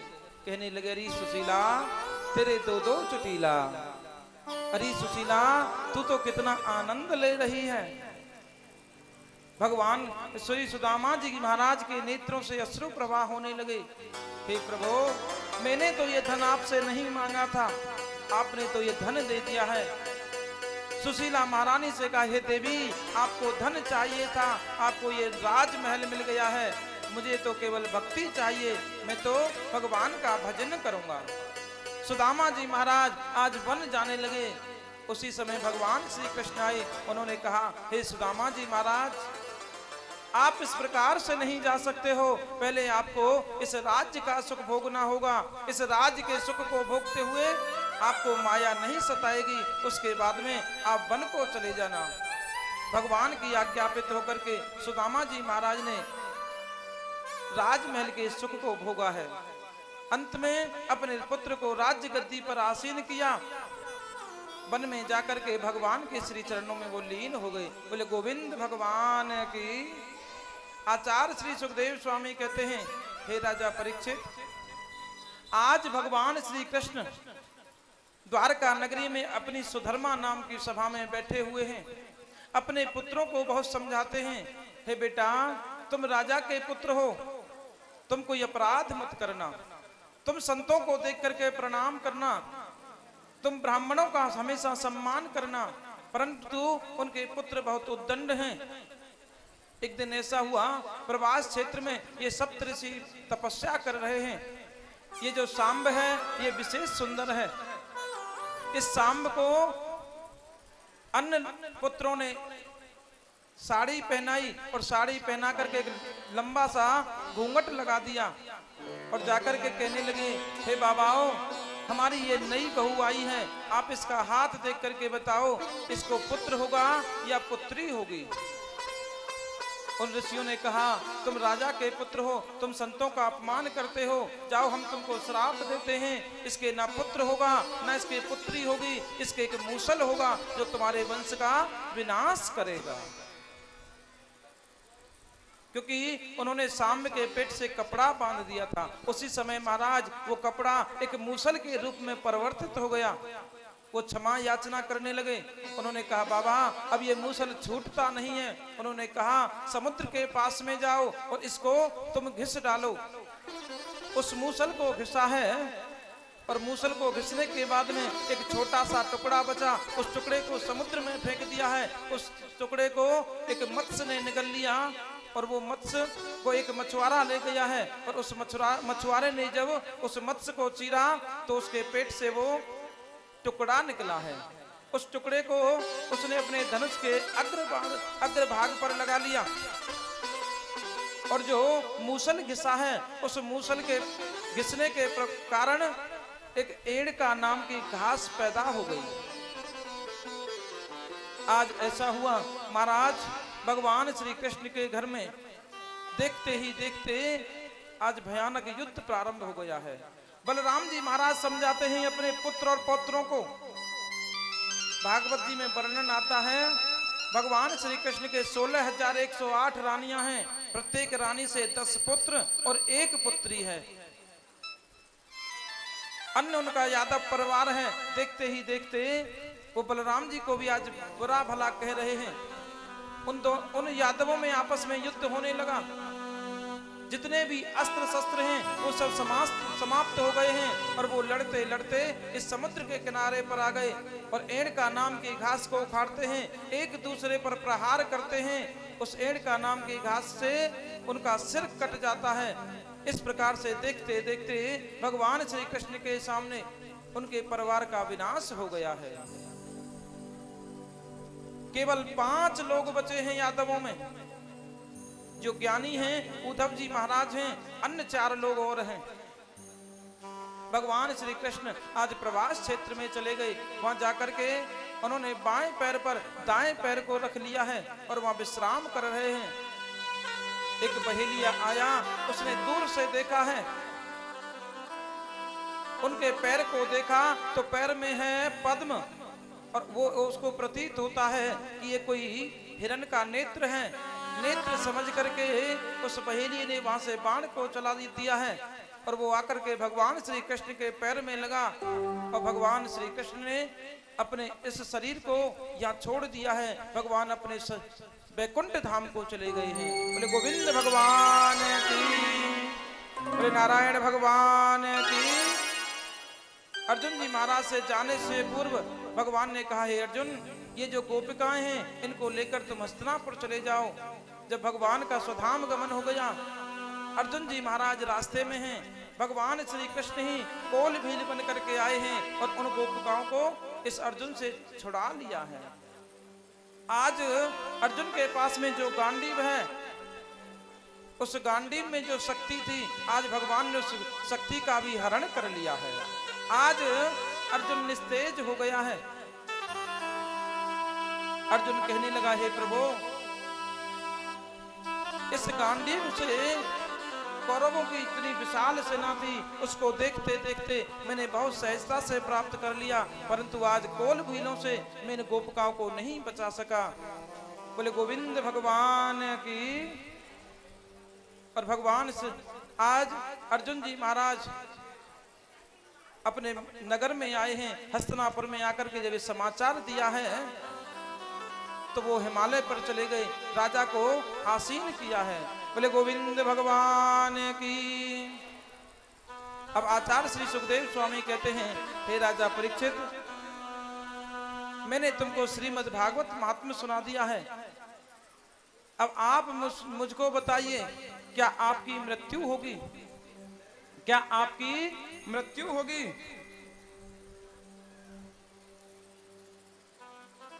परीक्षित जी महाराज खड़े हो जाते हैं, हाथ जोड़ करके कहते हैं, प्रभु, जब मेरा जन्म नहीं हुआ तो फिर मेरा मरण कैसे हो सकता है? मैं तो नित्य शाश्वत शुद्ध बुद्ध हूं, मैं तो चिन्मयी आत्मा हूं, मैं ये शरीर नहीं हूं। आत्मा ना कभी मरती है ना कभी जन्म लेती है। ये तो शरीर रूपी कपड़े वस्त्र को केवल जब ये पुराना हो जाता है तो इसको बदल लेती है। मैं तो चिन्मयी आत्मा हूँ। हे प्रभु, मेरा जन्म नहीं हुआ तो मेरा मरण कैसे होगा? भगवान श्री सुखदेव स्वामी कहते हैं, हे राजा परीक्षित, अब तुम्हारा कल्याण हो गया है। आचार्य श्री सुखदेव स्वामी का राजा परीक्षित जी महाराज ने यथोचित पूजन संस्कार किया और सुखदेव जी महाराज ने उनसे विदाई मांगी है और वो अपने गंगा क्षेत्र की तरफ चले गए। बोले गोविंद भगवान की। इधर में परीक्षित जी महाराज की मुक्ति हो जाती है। बोले श्री बांके बिहारी लाल की जय, श्रीमद् भागवत महापुराण की जय। तो भैया आपकी समझ में कुछ आई बात? जो मैया खूब आई गई। तो आपका जब जन्म नहीं हुआ तो मरण कैसे होगा? बाबा गोस्वामी तुलसीदास कहते हैं, परहित सरस धर्म नहीं भाई, पड़ पीड़ा सम नहीं अधमाई। और वही वेदव्यास जी महाराज कहते हैं, परोपकाराय पुण्याय पापाय परपीड़नम। परोपकार के बराबर कोई पुण्य नहीं है और दूसरे को कष्ट पहुंचाना उससे बड़ा कोई अधर्म नहीं है। इसलिए यह प्रयास करना चाहिए हमारे द्वारा मन वाणी शरीर इन तीनों के द्वारा किसी का अनर्थ ना हो जाए। बोले गोविंद भगवान की। आइए परीक्षित जी श्री भागवत जी का पूजन करेंगे, व्यास जी का पूजन करेंगे। उसके बाद में अन्य कोई भी पूजन करना चाहते हैं वो भागवत जी का पूजन कर सकते हैं। बाकी सभी ताली बजाकर इस भजन को सभी बोलेंगे। श्री सुखदेव जी के लिए ये विदाई भजन है, सब बोलेंगे। इस गांव में, इस नगर में आप सब लोगों ने ये श्रीमद् भागवत की कथा श्रवण की।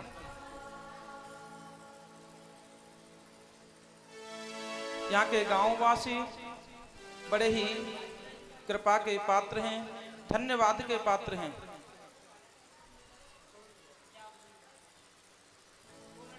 ये श्रीमद् भागवत की कथा करना या कराना कोई साधारण कार्य नहीं है। जब जीव के जन्म जन्मांतर ये पुण्य पुंज जब उदय हो जाते हैं, जिस जीव के ऊपर भगवान की अहित की कृपा हो जाती है, जिस जीव के ऊपर पितरों की कृपा होती है, तब जाकर के ये श्रीमद् भागवत कथा अनुष्ठान का मन में विचार आता है। आज जननी जने तो भक्त जन, या दाता या सूर। जननी अगर जनती है तो दाता हो या भक्त हो या सूर हो।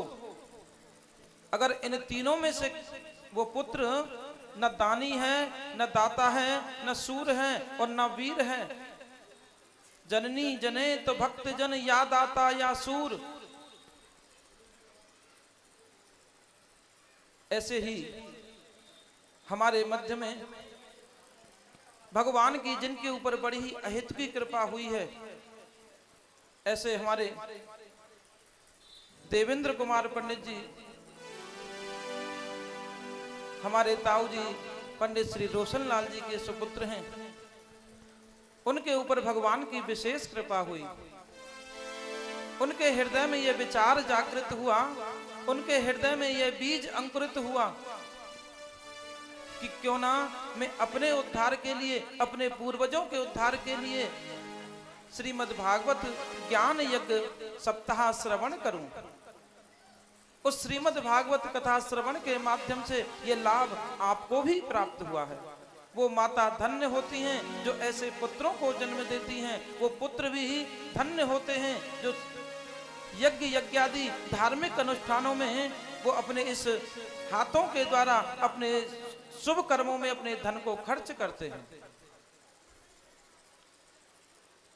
आज उनके पितृ जहां कहीं भी वो यहीं उपस्थित हैं। आज वो देख रहे होंगे कि हमारे पुत्रों के द्वारा, हमारे पौत्रों के द्वारा ये कितना भक्ति में अनुष्ठान हो रहा है, ये ज्ञान में अनुष्ठान हो रहा है। दो प्रकार के पुत्र होते हैं, एक होता है चोर, एक होता है दानी। जब जीव गंगा स्नान के लिए जाता है तो उसके पितर बड़े प्रसन्न होते हैं। आज हमारा ये पुत्र ये गंगा के लिए जा रहा है तो हमारा उद्धार हो जाएगा। और जब वो अपने चोर पुत्र को देखते हैं तो वो वहां से देख करके रोते हैं, हमने किस कुल में जन्म लिया था। आज हमारे इस कुल में एक चोर ने जन्म लिया है, इसका तो उद्धार होना नहीं है, परंतु हम भी इस नरक में यातनाएं भोग रहे हैं। वो दुखी होकर के आकाश मार्ग से देखते हैं, वो बड़े दुखी होते हैं, वो बड़े रोते हैं। आज इनके जहां भी पितृ होंगे वो इनको देख रहे हैं, इनको आशीर्वाद प्रदान कर रहे हैं, वो बड़े हर्ष में होंगे। आज हमारे कुल में ऐसा धर्मात्मा पुत्र हुआ है जिसने अपना ही उद्धार नहीं बल्कि हमारा उद्धार किया है और अपने उद्धार के साथ में इन नगरवासियों का भी उद्धार किया है।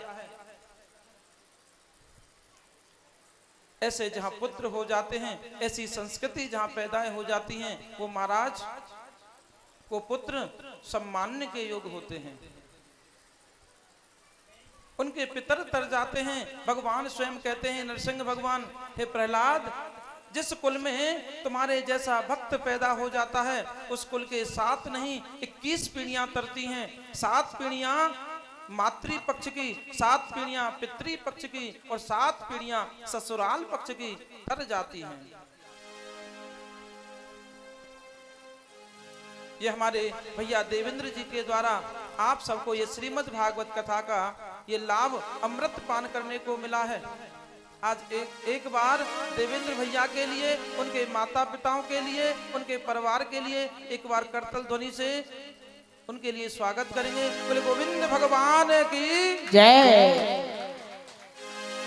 और भैया, और देखो, मैं तो आपको बालक हूं, मैं आपको बालक हूं। अगर मेरे द्वारा ये श्रीमद् भागवत की कथा में आपको श्रवण कराने में आपके काऊ को मन को कोई ठेस पहुंची हो, अगर मेरी बात काऊ की समझ में नहीं आई हो, तो आप में अपनों बालक जान के मुझको क्षमा कर दीजिए। ये मैया धन्य हैं, हमारे जो बुजुर्ग हैं, हम इनको एक बार प्रणाम करना चाहते हैं। और ये जो हमारी माताएं हैं, इनको हम साष्टांग प्रणाम करना चाहते हैं। हे मैयाओं, जहां भक्ति का वास होता है वो माताओं के स्वरूप में होता है। माताएं भक्ति स्वरूपा होती हैं, इसलिए माताओं को साष्टांग प्रणाम करते हैं। इसी के साथ में अपनी वाणी को विराम करते हुए बोले गोविंद भगवान की जय। आइए सभी सुखदेव जी को प्रणाम करेंगे। हर की कथा सुनाने वाले, भागवत कथा सुनाने वाले, तुमको लाखों प्रणाम, तुमको लाखों प्रणाम। हर की कथा सुनाने वाले, हर की कथा सुनाने वाले, तुमको लाखों प्रणाम, तुमको लाखों प्रणाम।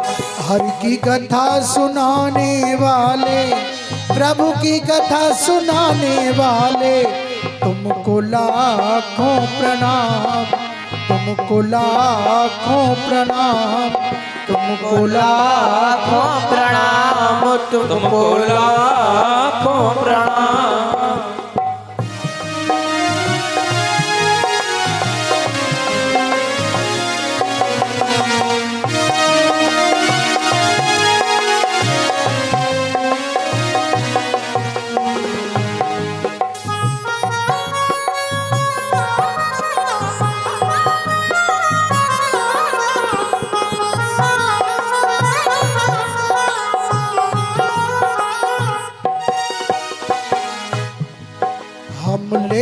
लेकर विष का प्याला जा रहे थे यम के गाला। हम लेकर विष का प्याला जा रहे थे यम के गाला। हम लेकर विष का प्याला जा रहे थे यम के गाला। हम लेकर विष का प्याला जा रहे थे यम के गाला। ओ सुधा पिलाने वाले, ओ सुधा पिलाने वाले, अमृत को पिलाने वाले, अमृत को पिलाने वाले।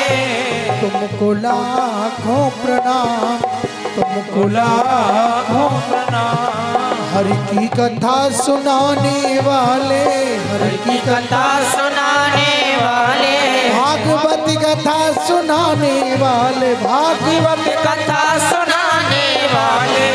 तुमको लाखों प्रणाम, तुमको लाखों प्रणाम, तुमको लाखों प्रणाम, तुमको लाखों प्रणाम।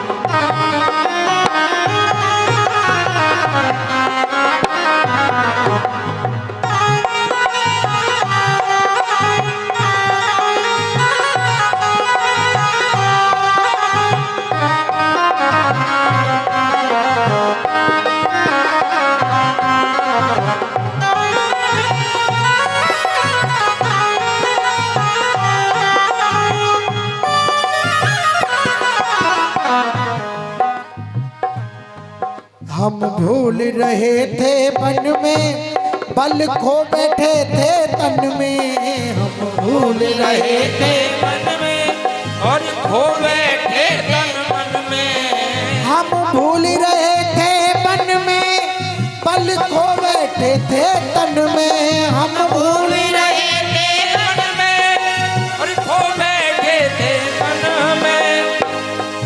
सूझी राह बताने वाले, सूझी राह बताने वाले, ओ प्रभु मिलाने वाले, ओ प्रभु मिलाने वाले। तुमको लाखों प्रणाम, तुमको लाखों प्रणाम, तुमको लाखों प्रणाम, तुमको लाखों प्रणाम।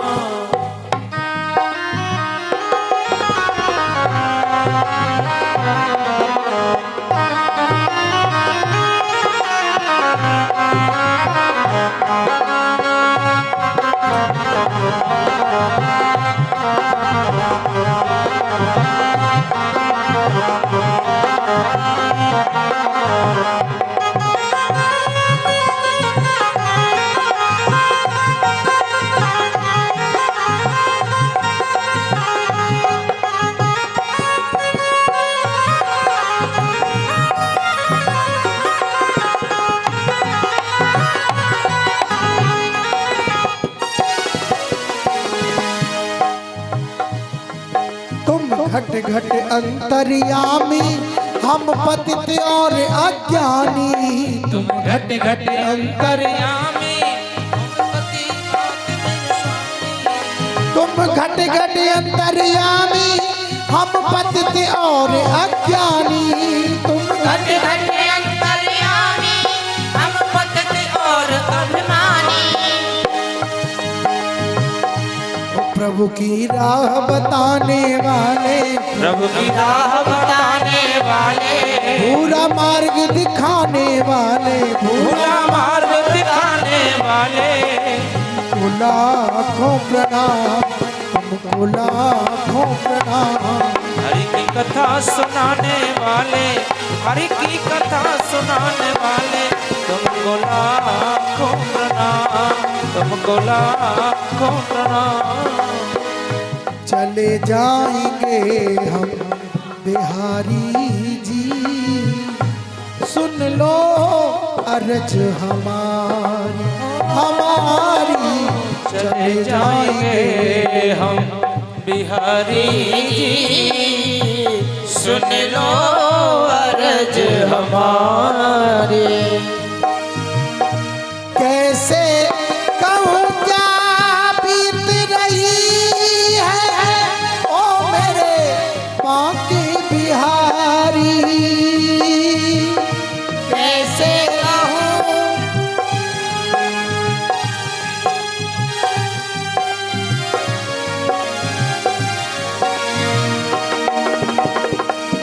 कैसे कहूँ क्या बीत रही है ओ मेरे बाकी बिहारी। दर का भिखारी बना लो रे, इतनी आस हमारी।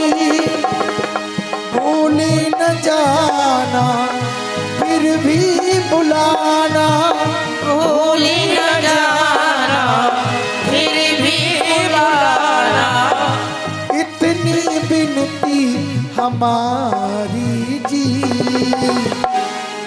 चले जाएंगे बिहारी जी, सुन लो अर्ज हमारी, हमारी चले जाएंगे। आइए, और कोई भी माता बहन पूजन करना चाहती हैं वो पूजन करें। और जिन्होंने कलश उठाए थे यदि वो यहाँ हैं आए, भागवत जी का तिलक जरूर करके जाएं। वो बहन जिन्होंने कलश उठाए थे वो आ जाएं बस। कथा भागवत भक्तो तुम सुनना बहुत जरूर, सबको तुम सुनना बहुत जरूर। हम चलते फिरते राही हमें जाना है बड़ी दूर। हम चलते फिरते राही हमें जाना है बड़ी दूर। कथा भागवत भक्तो तुम सुनना बहुत जरूर, कथा भागवत भक्तो सुनना बहुत जरूर। हम चलते फिरते राही हमें जाना है बड़ी दूर। हम चलते फिरते राही हमें जाना है बहुत दूर। मुझे तुमने मालिक, मुझे तुमने मालिक बहुत कुछ दिया है, तेरा शुक्रिया है, तेरा शुक्रिया है। मुझे तुमने मालिक बहुत कुछ दिया है, तेरा शुक्रिया है, तेरा शुक्रिया है। मुझे तुमने मालिक बहुत कुछ दिया है, मुझे तुमने मालिक बहुत कुछ दिया है, तेरा शुक्रिया है, तेरा शुक्रिया है, तेरा शुक्रिया है, तेरा शुक्रिया है। न मिलती अगर भी हुई दात तेरी, न मिलती अगर भी हुई दात तेरी, क्या थी जमाने में औकात मेरी। क्या थी जमाने में औकात मेरी, तो क्या थी जमाने में औकात मेरी। क्या थी जमाने में औकात मेरी। ये बंदा तो तेरे सहारे जिया है, ये बंदा तो तेरे सहारे जरा है, तेरा शुक्रिया है, तेरा शुक्रिया है, तेरा शुक्रिया है, तेरा शुक्रिया है।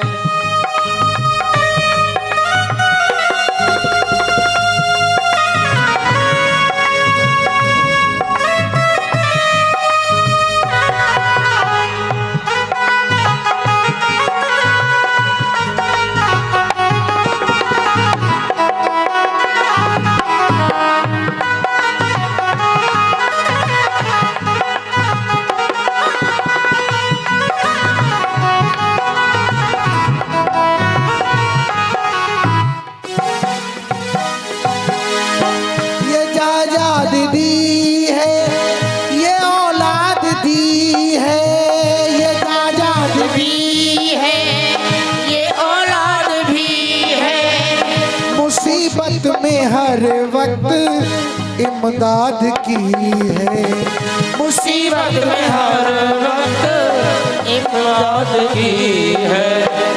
तेरा ही दिया मैंने, तेरा ही दिया मैंने, खाया पिया है, तेरा शुक्रिया है, तेरा शुक्रिया है। मुझे तुमने मालिक बहुत कुछ दिया है, तेरा शुक्रिया है, तेरा शुक्रिया है। मेरा नहीं तू सभी का है दाता, मेरा नहीं तू सभी का है दाता, सभी को सभी कुछ ये है दिलाता, सभी को है सब कुछ ये है दिलाता।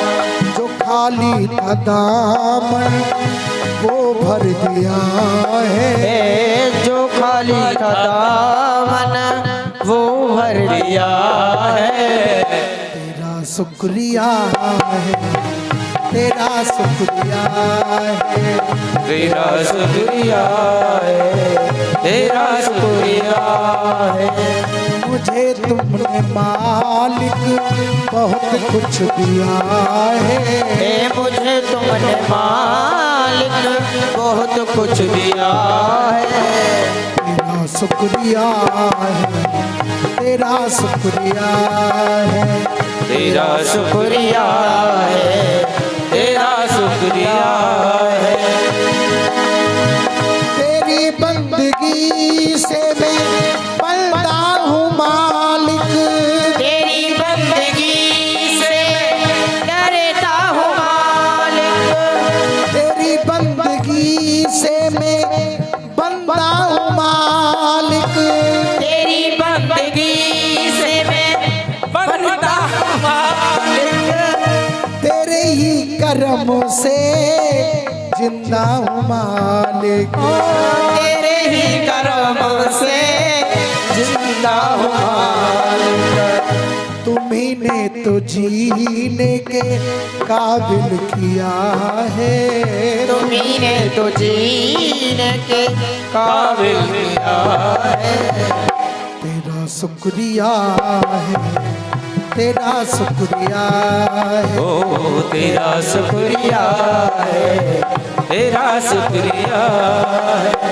मुझे तुमने मालिक बहुत कुछ दिया है, मुझे तुमने मालिक बहुत कुछ दिया है। तेरा शुक्रिया है, तेरा शुक्रिया है, तेरा शुक्रिया है, तेरा शुक्रिया है। मेरा भूल जाना ना तेरा भूल पाना, मेरा भूल जाना, मेरा भूल जाना ना तेरा भूल पाना, मेरा भूल जाना ना तेरा भूल पाना। तेरी इन रहमतों का कहाँ है ठिकाना, ओ तेरी रहमतों का कहाँ है ठिकाना। तेरी इस मोहब्बत ने पागल किया है, तेरी इस मोहब्बत ने पागल किया है। तेरा शुक्रिया है, तेरा शुक्रिया है, तेरा शुक्रिया है, तेरा शुक्रिया है। मेरे मालिक तेरी नौकरी सबसे अच्छी है, सबसे खरी, मेरे मालिक तेरी नौकरी सबसे अच्छी है, सबसे खरी।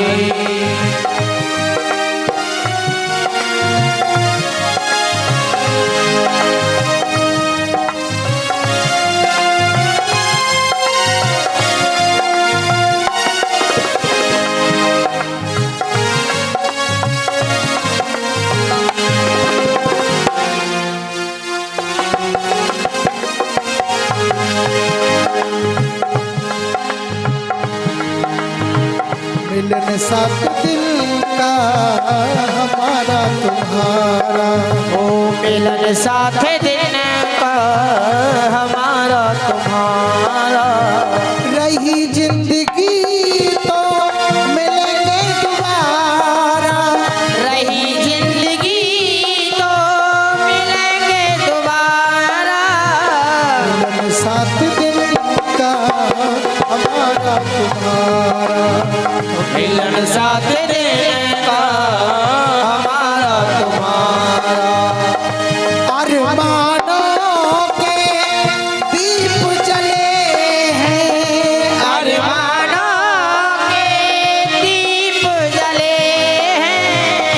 दिल में खुशी के फूल खिले हैं, दिल में उसी के फूल खिले हैं। प्रेमी सभा में निवेदन हमारा, मिलन साथ दिन का हमारा तुम्हारा।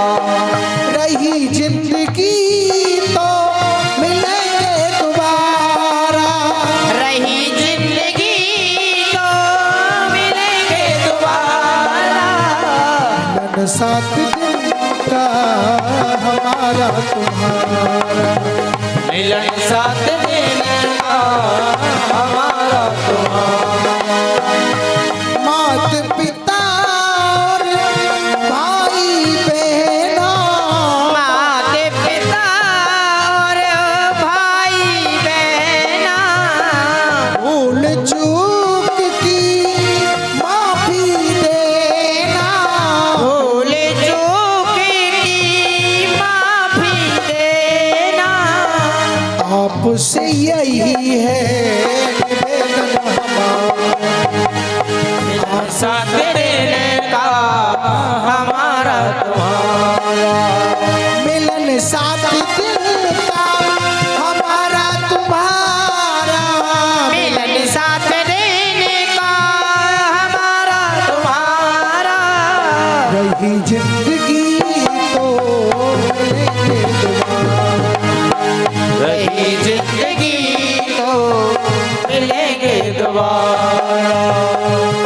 प्रीत हंस की इस भरोसे पे की, मोहन की इस भरोसे पे की।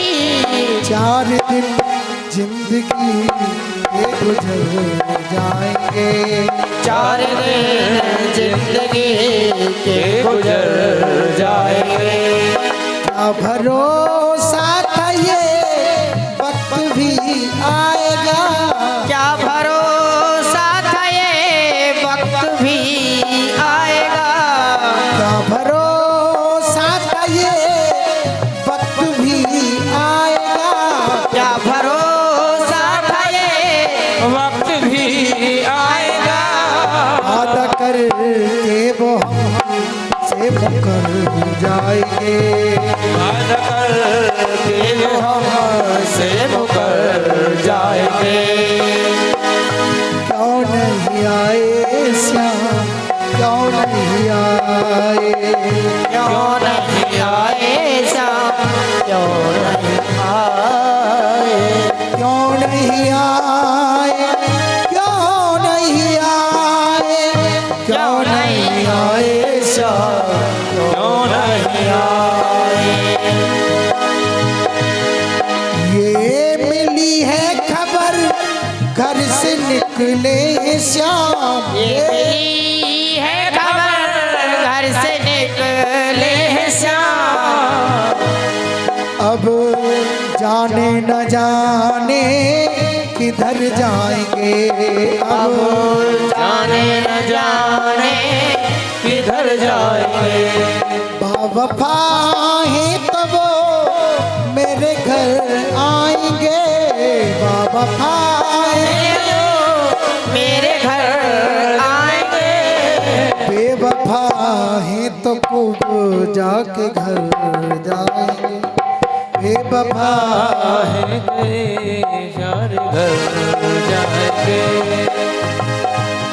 प्रीत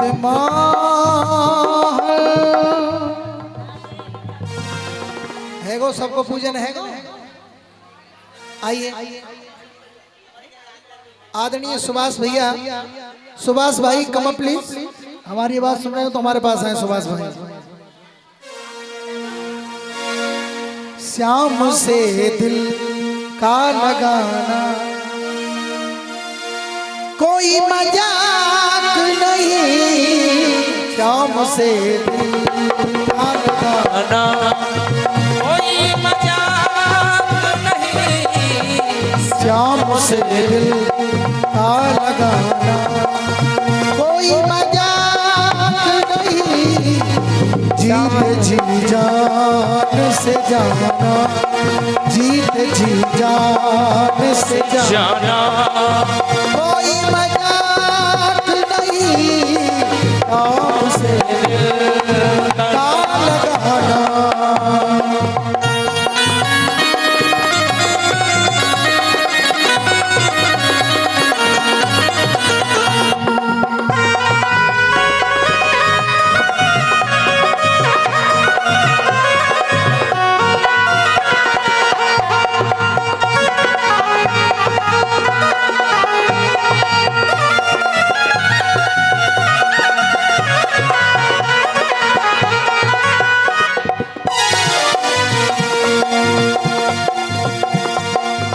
किसी के घर को लगी आग तो देखी होगी, किसी के घर को लगी आग तो देखी होगी। सब देखते हैं, दूसरों के घर की आग को तो सब देखते हैं। किसी के घर को लगी आग तो देखी होगी, किसी के घर को लगी आग तो देखी होगी। अपने घर आग लगाना, अपने घर आग लगाना कोई मजाक नहीं, श्याम से दिल का लगाना कोई मजाक नहीं, शाम से दिल का लगाना।